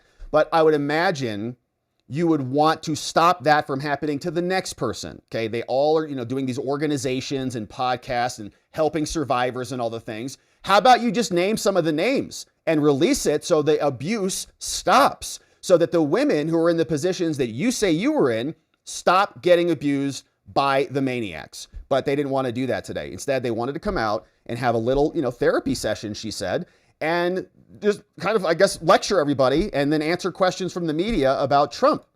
So it's very disappointing. And I, by the way, want the records released. I want all sexual abusers to be punished and held accountable. Anybody in the government who is complicit in this should be prosecuted. And we support transparency, but we would just like some more evidence, okay, from the people who are saying we have it. Like they say they have the evidence. I'm not attributing it to them. They say they've got it. They won't release it. They're giving us fake garbage excuses about protective orders, or you heard them respond. Why don't you say the names? You heard them all like, nodding seals. Why should we release it? Why do we have to do it? You don't have to do it. It would be nice if our government did. But if you're going to come and explain to us how an important and catastrophic issue this is, it's like at the precipice. Everything, it's happening right now. But we're not going to release the list. Why should we do it? Well, because you're in the best position to do it. You have a responsibility, don't you? Don't you have some integrity to want to stop this thing from happening? Or are you just going to hold on to the information because you're scared? Is that what it is? Well, you can give it to Marjorie. She'll release it for you.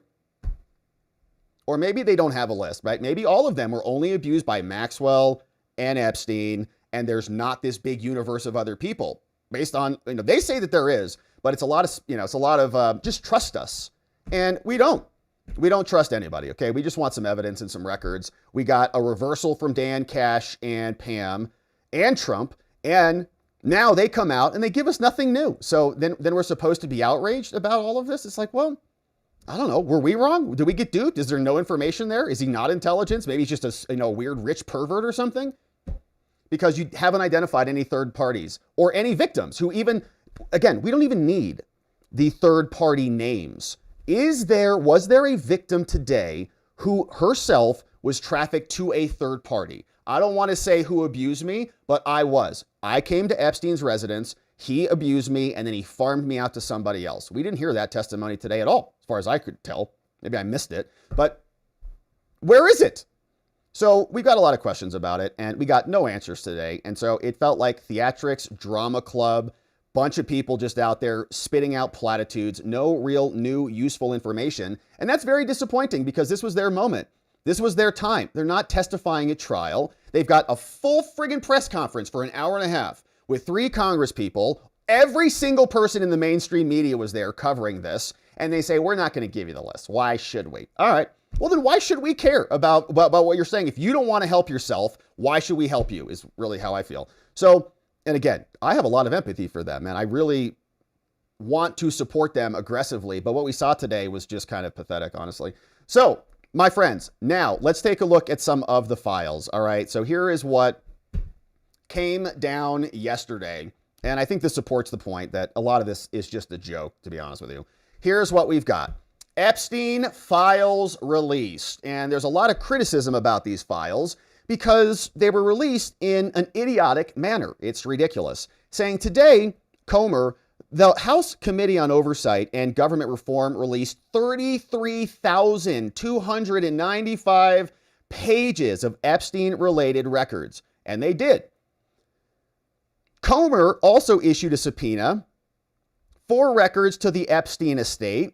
And Justice Department has indicated that they're going to continue to produce these records while making sure that victim material is redacted. So backup access and all the documents. Now, what they did, and we looked at this yesterday on the members only after party, is we were here and taking a look at the documents that were released. And I think the idea here is that they just scanned like their entire file of paper, and they all got assembled on the back end as JPEGs, okay, images. So you know how when we go through a PDF here, it's all in one file? It's very nice. You could say, oh, this is a decision from the Supreme Court of the United States. It's 150 pages, all nicely contained in this PDF file, which is how I think every business on the planet organizes. You scan something in the scanner. Many scanners just send it right to a PDF file, sends it right to your email. Then you just download it, rename the file, and add it to the folder. Pretty simple, right? Everybody knows how to do that,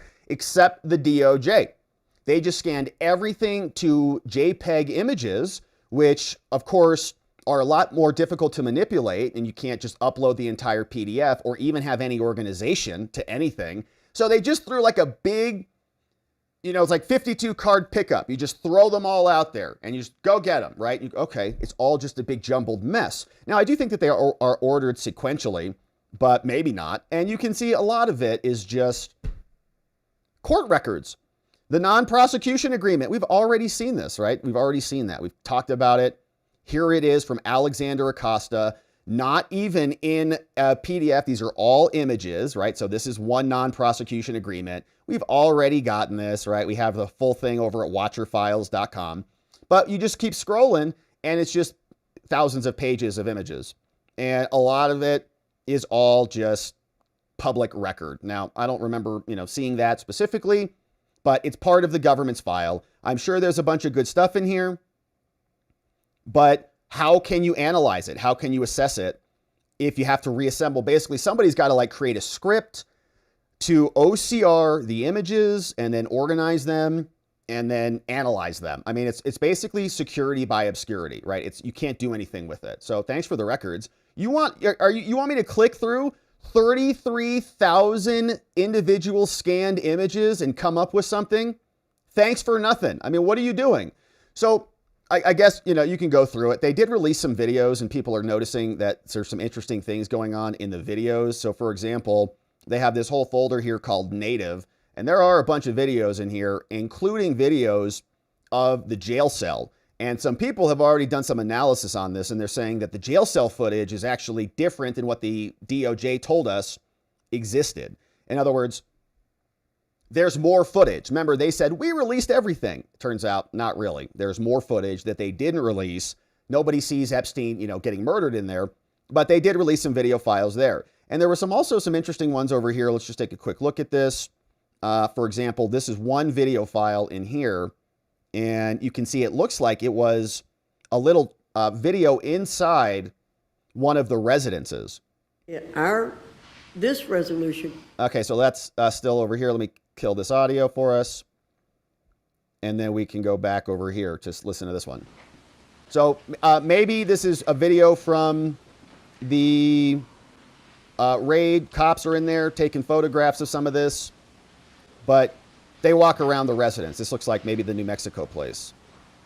And that's inside Epstein, right? And we saw some of this already in the Maxwell trial. We covered some of these things as exhibits, and we were commenting on all of the, oils and stuff that they had and inside the Epstein residence, right? So there's some good stuff in there. that is worth looking at. Is it going to give us anything new? You can see there are other interview videos here. So these are audio recordings that they released here. So it looks like interviews. Here's some more, some actual, looks like interviews maybe with kids, okay, like young people. It's all blurred out. So some young people sitting on a couch, kind of not in an interrogation room, but kind of like a counseling session. You know, tell me about what happened to you. And so all these videos are released. And so I'm sure there's some good stuff in there. They're highly obscured, obviously. And so we're happy to see this. We're happy to see some transparency on what went down here because the whole thing is corrupt. I mean, Epstein and that non-prosecution agreement were insane. He got almost total immunity, and they gave blanket immunity to 4 co-conspirators who helped him with this. Why did all of that happen? I think we know why, because he was intelligence. He was part of somebody who was protected, an agency that was protected and operating at their behest. And so he got protected. But this is what we've got. All right. So they also said, you heard from Thomas Massey. He explained that, we release these things, but 97% of it was already publicly released. And there are still a lot of redactions in here. So I'm just scrolling around to see if we can maybe see some of them. But you can see there's some redactions there, some letters.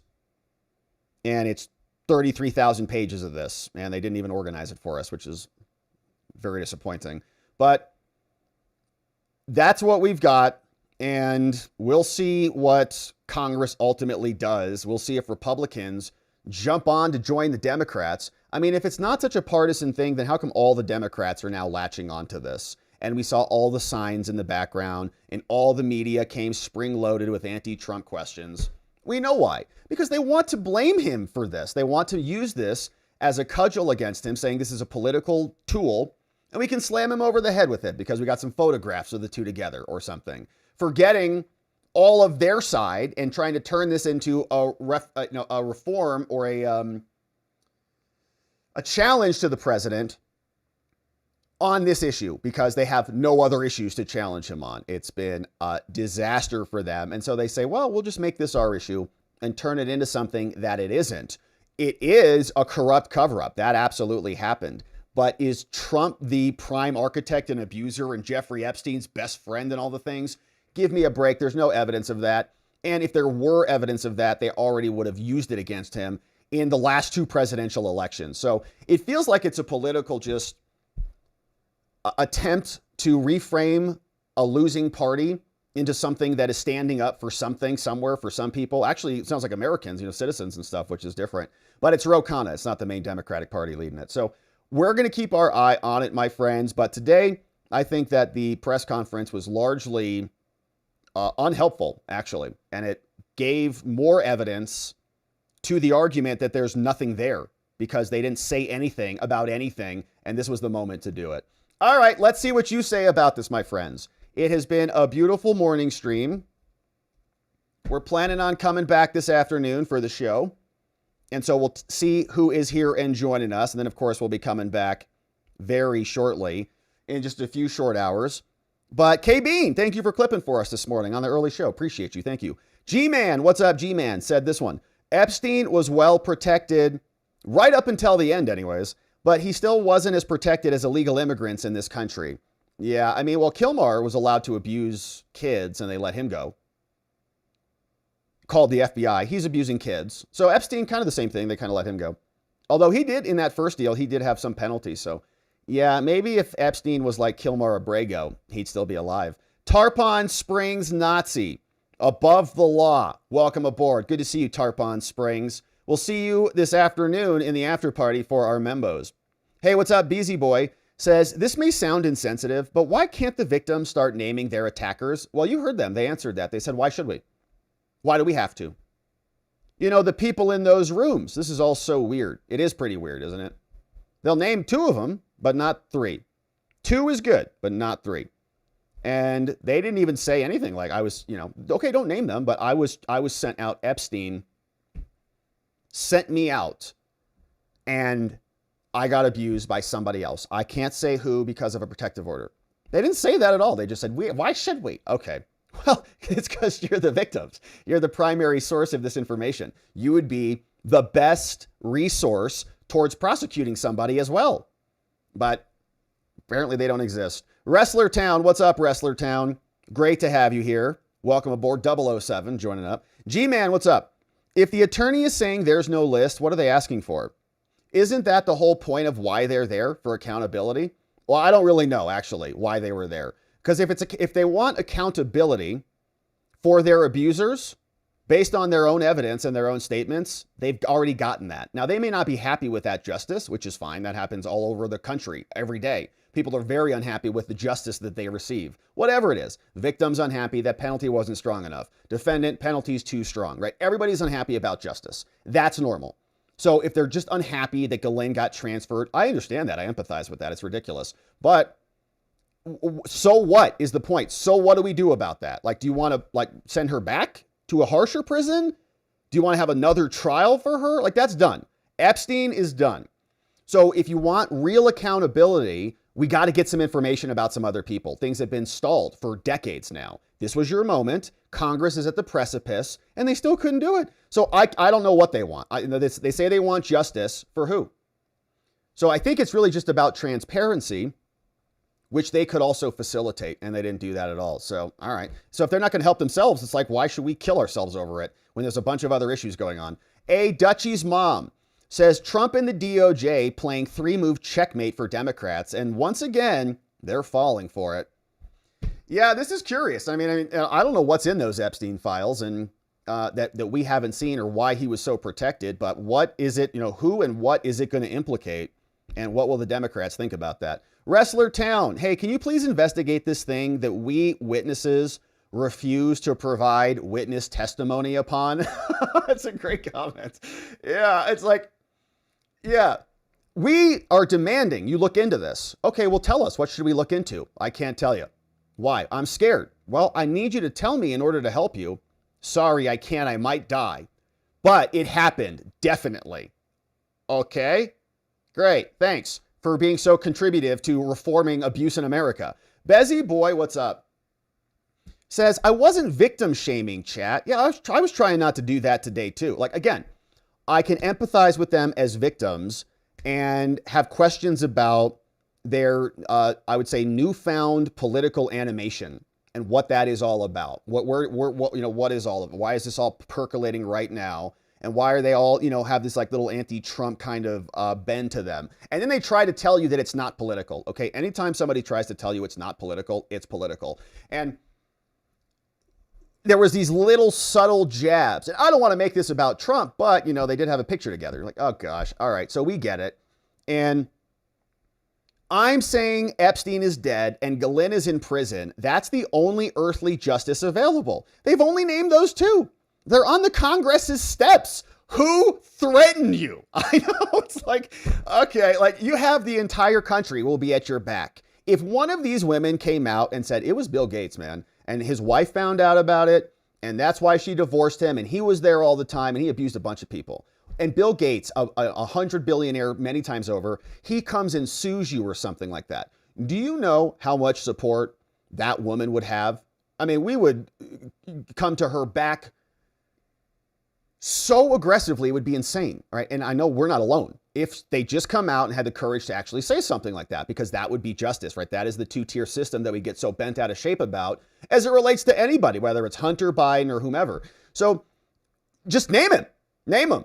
And the fact that you don't, this is the same thing. It's like a lot of people will say, it's like, this definitely happened, but I can't tell you about it. It's like, well, we've got these, great allies and alliances. And what do we get from that? Well, you get intelligence out of that. Well, what kind of intelligence? Important kind. And it's really important to you. Well, can you tell us what it is? No. But you need it. And that's why we're your greatest ally. All right. Well, that's interesting. It's very convenient for you to say that. Same thing happening here. And I believe, by the way, from everything we've seen, we've covered the trial. There's way more here than just, a pervert and Ghislaine Maxwell. It's obviously much bigger than that. And we want justice for those things, but the people in the best position to help us achieve that just failed completely. Old Coach Crane. Rob, what is upsetting you so much? Explain, please. I think I have accomplished that, Old Coach Crane. Hopefully I did. You probably sent that comment in before, but I think the ultimate, to summarize it in like a sentence, is no progress Okay, no advancement of anything. Really. And of course, we'll get some records, there's not, you think there's going to be names in the records or something? You think they're going to dump a bunch of records and it's going to say all the things? It's never going to happen. So they could come out and just explain it. They could pass this transparency bill, whatever. I want some actual consequences. I want something other than just platitudes and, you know, kind of self-indulgences. Like we need some, like, be courageous, actually be courageous. And I didn't see that today. Z-Robo, what's up? Your commentary is spot on. So thank you for that, Z-Robo. It's like, and I was excited about today. That's why we're here early. I was excited to come on here and be like, man, like this could be it. We normally don't come on this early live. I was thinking, shoot, maybe we'll get something here. Maybe one of these women will come out and say, look, this is it. Like this is the floodgates are going to open. And if they did name somebody, you would say, even if they came out and they said, yeah, we know that there are some billionaires on Fortune 500 companies that are in those records. We know they're inside. Nothing even like that. Okay, it was all just like transparency and accountability for the sake of accountability and transparency, but they couldn't even tell us like what we're missing. No, there's other Fortune 500 company CEOs in there. And I go, oh, damn, really? So we really do want those records. But if not, like if the records, their harm, all right? So like if you bring a lawsuit, you have an actual case in controversy, you have actual damages. What are they? They were damaged by Maxwell and Epstein. Okay, those cases are closed. So now what is the rest of this really for? We need more evidence of that because Cash and Dan and Trump say that there is nothing. And basically they said the same. Thank you for that, Z-Robo. What's up? B She 2K58. What's up? B She. Good to have you here. Thank you for becoming a member, my friend, and supporting us. We'll have our after party. Normally we do members only streams in the morning, but today was kind of a little special exception. But we'll come back this afternoon. Members will have an after party and we'll do our debrief back then. Let's see what's cooking. We also got some comments coming in over from locals. And let's say what's up to our locals friends. Pop out our YouTube chat. See what you guys have to say about this. Thanks for joining us early today and going through this. I thought it was an interesting one. Not what I was expecting at all, to be honest, but all right, we got it. What's going on, my friends? We got some great comments in the house coming out, starting with Bucky's is Rome joining us. Says, bruh, the next time you say Kana isn't a lefty, just remember, he has no problem with illegals R-ing and eliminating American moms and daughters and regrets voting for the Riley Act. I'm really sick of people calling him a moderate. Yeah, good comment. Thank you for that one from Bucky's. Says, this is a circus sideshow, an out-of-control judiciary, America on the verge of bankruptcy, insider trading, unaffordable housing, healthcare and health insurance costs out of control. And we get a press conference on this because people either believe it's, quote, the Jews or implicated Trump. And by the way, a majority of these survivors speaking have nothing to do with Epstein. Well, yeah, I mean, several of them say he was abused by them. Epstein abused them. And yeah, I think there is kind of the Israel component to this. I was kind of waiting for that to come out a little bit. Marjorie gave us a little bit of that. But I think, you know, like Thomas Massey and Marjorie Taylor Greene, like, are they strange bedfellows? What do they have in common? Obviously, they are anti-AIPAC very aggressively. And so you think, oh, that's interesting. So they're coming together here and maybe they have an inkling that the Epstein thing implicates Israel, which is why they're very aggressive on that, right? So maybe. Dear lawyers who claim to have seen all these documents, you've made millions off these cases. And that's true too, right? And I didn't want to victim shame and go down this route with, you know, financial incentives, but that is also a part of the conversation. Epstein had a bunch of money. A lot of lawyers were suing and trying to settle with him and recover damages, monetary damages from claims like this. And we've seen other people file false claims trying to get money damages against very rich and powerful people. So that is part of it. I'm not saying that they're doing that, but it is something to consider. Saying, be stunning and brave and break the gag orders and tell the world what you know. Otherwise, you're just cowardly grifters. Ooh, Bucky's. So are these people going to say any names? No. Why should they? Why should they have to, Bucky's? Or is this just a political stunt and campaign fundraising soundbite thing? The latter. You got it. Chubby, to me, this seems like they want their unrelated files. And that's the other thing, too. Can you just give them their files? Like, just give them a copy of it. This is everything we've got related to you. Are you happy? Saying, Unredacted files, their unrelated files, are proposing redacted for the public only to try and garner more support. I don't understand why they haven't been able to get their own files, though. I'm sure they have. I'm sure they have. I'm sure they've got big, batches of files, but they want more. And I don't really know why. Other than, this is true. There was a cover-up. Completely true. And we want that, but that's kind of a separate issue to their abuse, right? It's like their physical, who abused them? Who are these third parties in this giant network? Who was in the chain that got you abused by them? And the cover-up's a separate, it's a separate issue. But it's also an important issue. And I think the transparency might give us some accountability there. But we already got Acosta, we already know these people. Maureen Comey. They're the ones who covered these things up. E. Texley says, Hunter Biden was connected to some women from Eastern Europe. What was the extent of his involvement in human sex trafficking? Yeah, there's some really horrific videos too. Trafficking or definitely prostitution or abuse. It's horrible. Chubby, what's up? Unredacted, not unrelated. We got you on that, Chubby. Yeah, I think that they should have their files, obviously, and they should be unredacted. And again, there might be a gag order, but so what? What's going to happen? A judge is going to hold you in contempt. You're going to be an American hero, okay, for the rest of your life. Tony D, here is a one-page list of compiled names taken from court documents, victim testimony, and other public information compiled by Ryan Dawson years ago. Billionaires in gold, heads of state marked by a flag.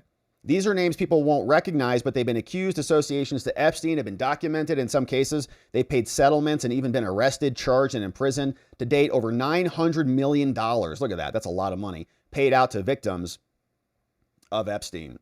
That's a lot. Yeah, thank you for that. Some interesting lit names here. Yeah, Tony Blair, Ehud Barak. They were very close. Les Wexner. Shimon Peres, Moshe Katsav from Israel. U.S. has Bill Clinton as the president, but Hillary, lots of names on here, right? So, of course, validate that. That comes over courtesy of @RyeLiberty. Awesome. Good stuff. Thank you for that heads up. Yeah, and maybe the victims can use that as a starting point for their little draft. Chubby, what's up, says, again, this isn't political. But Epstein definitely said Trump, most definitely, and they had pictures together, and I took a trip to Mar-a-Lago. This news conference is in a nutshell. Massey should be ashamed to be a part of this. Honestly, I don't think it was effective. It's I thought they probably thought that there was going to be more coming out from this. It's just all right, so they're just going to come out and just kind of cry in front of the camera. All right. It's fine, do that. I'm not, but we don't need to live stream that, do we? No, we don't. The jets you heard were doing a flyover for Trump and the president of Poland in honor of the jets you heard of a really popular and talented Polish F-16 pilot who lost his life in an air show crash last week. Is that what that was for? Trump didn't scramble those? He's like, all right, these crazy ladies are talking right now, blaming me for everything, so just scramble the jets, will you? Bucky's is Rome. Were Democrats standing for American kids when they were getting arred and killed by illegals that Democrats funded and let invade America? Yeah, F. Kana, says Bucky's is Rome. They love illegal aliens, definitely. They definitely do. And they're happy with 300,000 kids being trafficked by Joe Biden. Where are the Democrats screeching about that? 300,000 kids came across. Tens of thousands were shoved into homes that were completely unvetted. Biden's people did that. Yeah, talk about trafficking. Hey, rub some dirt on it. Shared this one from Billy Madison, which is absolutely, basically how he felt for a large portion of this little event today. You remember this quote, responding to Billy Madison after his answer about something. At no point in your rambling, incoherent response were you even close to anything that could be considered a rational thought. Everyone in this room is now dumber for having listened to it. Next question about business ethics. I've seen that movie a lot. All right, so it's a good one. Now, Schlista, what's up? This is looking like Trump was right. It is a hoax. The CIA has put the names of people they don't like in a list, and now the morons like Marjorie are being used to get someone else to release it. Just like the Steele dossier, these women can simply release the names if they have them. I don't think they have them, honestly. Hey, Bucky says, sorry for my language, Rob, but this was just stupid and plainly evident. This was a clown show and a Trump gotcha with sound bites. I think so too, man. We were hopeful for something a lot more productive than this, but it was not. Uncle Bozy, and once again, Lucy Van Pelt snatches the football from Charlie Brown. I'm really getting sick of this crap, says Uncle Bozy. Also, I believe Marjorie and Massey got played, and my respect for them has been greatly diminished. Yeah, it's a curious. I mean, that's kind of my Israel comment. I'm like, why are they doing this? What is it? And there was one question that you saw where the response was about really getting sick of this crap, I believe.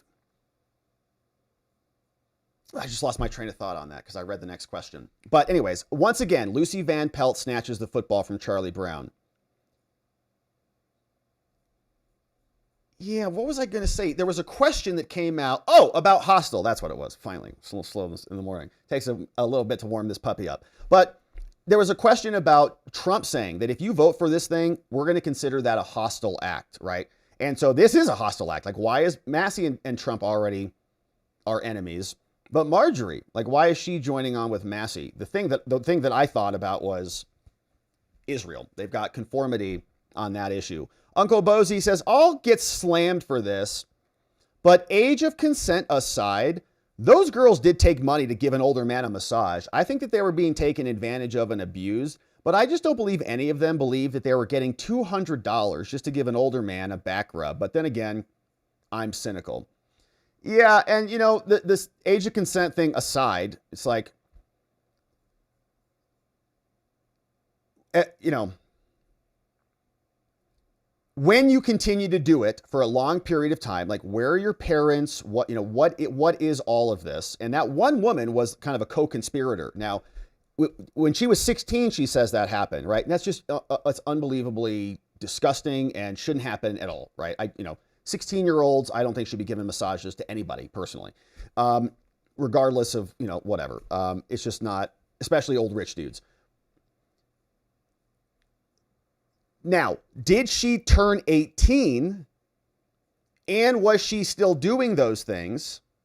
And then you would just say, well, now she knows better and now she can be held culpable for her co-conspiracy, right? Her facilitating of the trafficking of women. Like, would she be responsible for that if she hit 18? And did she do it when she was 18 and beyond that? And then now coming back down, right, and saying, well, I got abused for this, but I was kind of living this lifestyle for a long time, even as an adult. And does that diminish your empathy for her, right? Maybe it doesn't. You say, well, she was abused at 16. She was kind of groomed into this position. She kept doing it when she was 18, 19, 20. Didn't hear any evidence about that, but just hypothesizing. Is that a co-conspirator? Or how do you deal with that person? Because obviously she was not charged, but she brought a bunch of her friends over to Epstein too. Yeah, what's up, Michael Swisher? Good to see you on that one. Uncle Bozy, we had some other comments here from our friends on the locals. We got Sugar Britches, Hardened Patriot, says, a Proud Boys lawsuit update, courtesy of Hardened Patriot. Man, thank you for that one. Proud Boy lawsuit update. Sugar Britches says, I haven't been able to catch anything live lately because I've been in Greece. Blessed be the watchers. I look forward to being back in a few days. Until then, here's a few pictures in Greece. This looks awesome. Woo! Man, that looks fun. Little razor. Is that what that is? Looks good. Beautiful. Beautiful over in Greece. I've not been to Greece. What a great photo. What a nice looking couple right here. Good to see you guys. What a cool little alleyway back there. Wow. I've not been to Greece. I've been to Rome and to Italy. And man, there's a lot of, old classical stuff like that. Absolutely love it. It's, you can kind of feel the energy when you go to those places. Hey, big deal in the house, champion, making it to the top. What an awesome photo. Thank you for sharing these with us. Sugar Britches, safe travels. Hope you guys are having fun and seeing all the things. Tobo says, it's disappointing that the victims didn't come out with names. I think Ann Coulter has important information, says Tobo. Given in this interview, a defense got the run of the Epstein mansion before the government investigators, and he took material. A day later, he said he brought it all back. That seems unlikely that they would bring it all back if it did happen. Over from Tobo. Shout out to Ann Coulter and that dude. Hardened Patriot, what's up? Says, media and the Democrats and their new main talking point now is Trump was Epstein's biggest brag. I know. Eclipsing any real justice or attention to this whole thing. Right, they politicized it. So why would you support them? Oh, okay. So it's just a political attack? So even if you want to empathize with the victims, they came out and they start smearing Trump. You say, okay. Yeah, Epstein's credibility will have a brief, if circumstantial, spike, says Al Tilley. Yeah, it's like, these were the victims? What? And again, I think that they were abused, right, by Epstein and Maxwell. I think there's plenty of evidence. There's a huge pattern here. But then they come out and they say, well, these other things happened too. Well, what happened? Well, we can't tell you about all these other things. Oh, that's weird. If you told us about that, then why wouldn't you tell us about the other? And it just feels like it's incongruent. And then when something is incongruent, you start to lose trust and they lack credibility. Hardened Patriot says, not for nothing, but I think Marjorie, Mace, and some others got used as political pawns. Massey and Marjorie Taylor Greene were also okay with McCarthy when he was speaker. Man, so you think they got duped into being there today? I don't know. I mean, I think I have to maybe admit that we were duped. It's like, I wanted to cover this because I thought there might be something good here. And there wasn't. R. Harden says, big question. Where was all this the last 4 years buried? I would assume the outrage they have was the same over the last 4 years. So where was Massey, Marjorie, the Democrats over the last couple of years? Nowhere. They're now speaking out about Trump. Lori, what's up? Naming names, being afraid. Haven't they heard of facial recognition software? Just a pan of the audience is a treasure trove if they run facial rec software. I do hope these women understand that their anonymity is gone. Name names of those that perpetrated this to these women. And also, it's like, okay, if you're one of these victims and you think that one of the world's most powerful people abused you and you're the only person with evidence of that and you're like a key witness, they know that. Like, the abusers know who you are, right? Because they abused you. So you're not living in this anonymous, like, they know if Bill Gates, attacked some lady, some girl or some woman, even if it was, an adult woman, right? Maybe so it's like forced kind of, thing. And they named him, then we would get some accountability for that. But of course, they haven't done it. And what's going on? Lori, is this why Trump went after Massey a few weeks ago? Not for protecting himself, but for protection for all his decades-long cronies. Just thoughts coming into my thinking as I listen. Is this why Thomas Massey, went after Thomas Massey? I think that was actually about the big, beautiful bill, right? I think their original falling out was more about financial stuff. Hardened Patriot. Okay, so now do a press conference for all the Congress and Senate who paid tax dollars as hush money. Yeah, Congress has a whole abuse fund for claims against Congress people. They just pay them out from a congressional fund. All cheating on their spouses and all the things. Let's get that list as well, since everybody has the morality bug up their butts now. Not to mention one day, not to convince your colleagues, is to say what they are doing doesn't mean anything or have no weight, and the only thing worth anything is to do it your way. It's insane to some degree. From Hardened Patriot. Turbo Encabulators here. Hey, Rob, I was watching a video about Lisa Cook and her Ann Arbor property. Looked up the tax records. This was a part of the property tax savings that comes from avoiding school district assessments. So she cheated the schools out of $5,700 over 2 years. Wow. So she hates the children. That's a good dig on that. Thank you for that, Turbo Encabulator. County tax assessor records says she has a principal residence exemption to save 5 Gs. Terrible, Lisa Cook. So that feels like it's more indicia. I think I've got Lisa Cook queued up for this afternoon stream because she filed a response yesterday, which is nonsense. And so good stuff. Yeah, isn't going public with the names protection? It's kind of the same concept as whistleblowing. Great question, Dana in the house. It's kind of like a whistleblower. You blow the whistle and all of a sudden you get all the support behind you, right? People come behind you and say, we're going to help you through this. For years, fight for years for it, but they didn't want to do it. Why should they?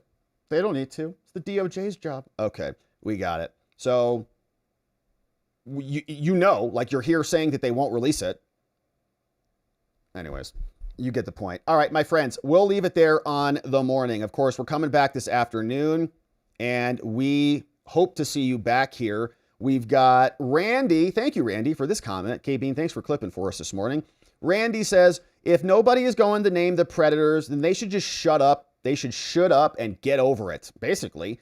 Epstein is dead. Maxwell's in prison. Everyone's named is paying the consequences. That's exactly right. So what else do you want? Okay, transparency, we got it. For the accountability of the cover-up, we got it. But for the victims, your standing is about your abuse. This is what you're, and the cover-up, of course, facilitates the perpetuation of that abuse. But maybe the DOJ, got everybody. They got everybody you complained about. So what are you still complaining about? Everyone named is paying the consequences. Good show as always, Rob. Thank you, Randy. Thanks for the nice, generous dono. We appreciate you being here. And Tim Jenkins also became a supporter. Thank you, Tim, for doing that. And we'll have an after party today. And we'll see you then. And are excited to have you come join us. Let's say what's up to our friends on X. Then we're going to wrap it up, my friends. Of course, we're going to be back in a few short hours. And we'll get into it again. Anybody watching on X this morning? Let's see. We posted a bunch of stuff. Man, a bunch of our shorts are over there. Are we live over here? Yes, we are live. All right, we got some comments over here. Neuro D, what's going on? Jody. Hey, says Rob, these are all adults. Why can't they just start naming names and let everyone know? Well, they say we've got protective orders, and they say we're scared, and they say all these things. I don't want this to sound wrong, but some of these ladies help traffic other Epstein girls too. And now they're playing victims. Again, I'm not trying to be a jerk. It's just a fact that needs to be made. Yeah, there was a co-conspirator there today. She was one of the victims. She helped Epstein bring in a bunch of other girls. So it's like, that's the only, I guess, co-conspirator that we're going to get. It's another victim who was there. What's up, Tim Richards? Tim, this is from Seinfeld. That's how much I watched that show. Give us a name. We need a name. This is when Elaine is trying to order Chinese food to her apartment. They won't deliver across the street, so she makes up a fake name. And they won't deliver the Chinese food. And that dude was pretty intense. What's going on, Jenny D?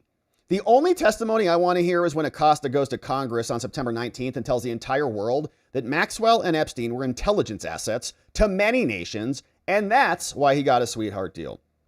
That feels like it's the most obvious explanation, is that he was deeper involved in something much broader, and that's why he got that plea deal. That plea deal, nobody ever gets a plea deal like that unless you're untouchable. So good stuff. Thank you for saying what's up over on X, my friends. It has been a beautiful morning stream. And so we're going to pause here for a few short hours. Thanks for joining us. We're going to have another live stream this afternoon.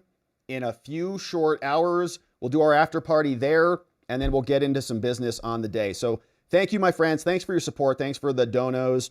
Thanks for becoming membos and for going through this with us. It happened.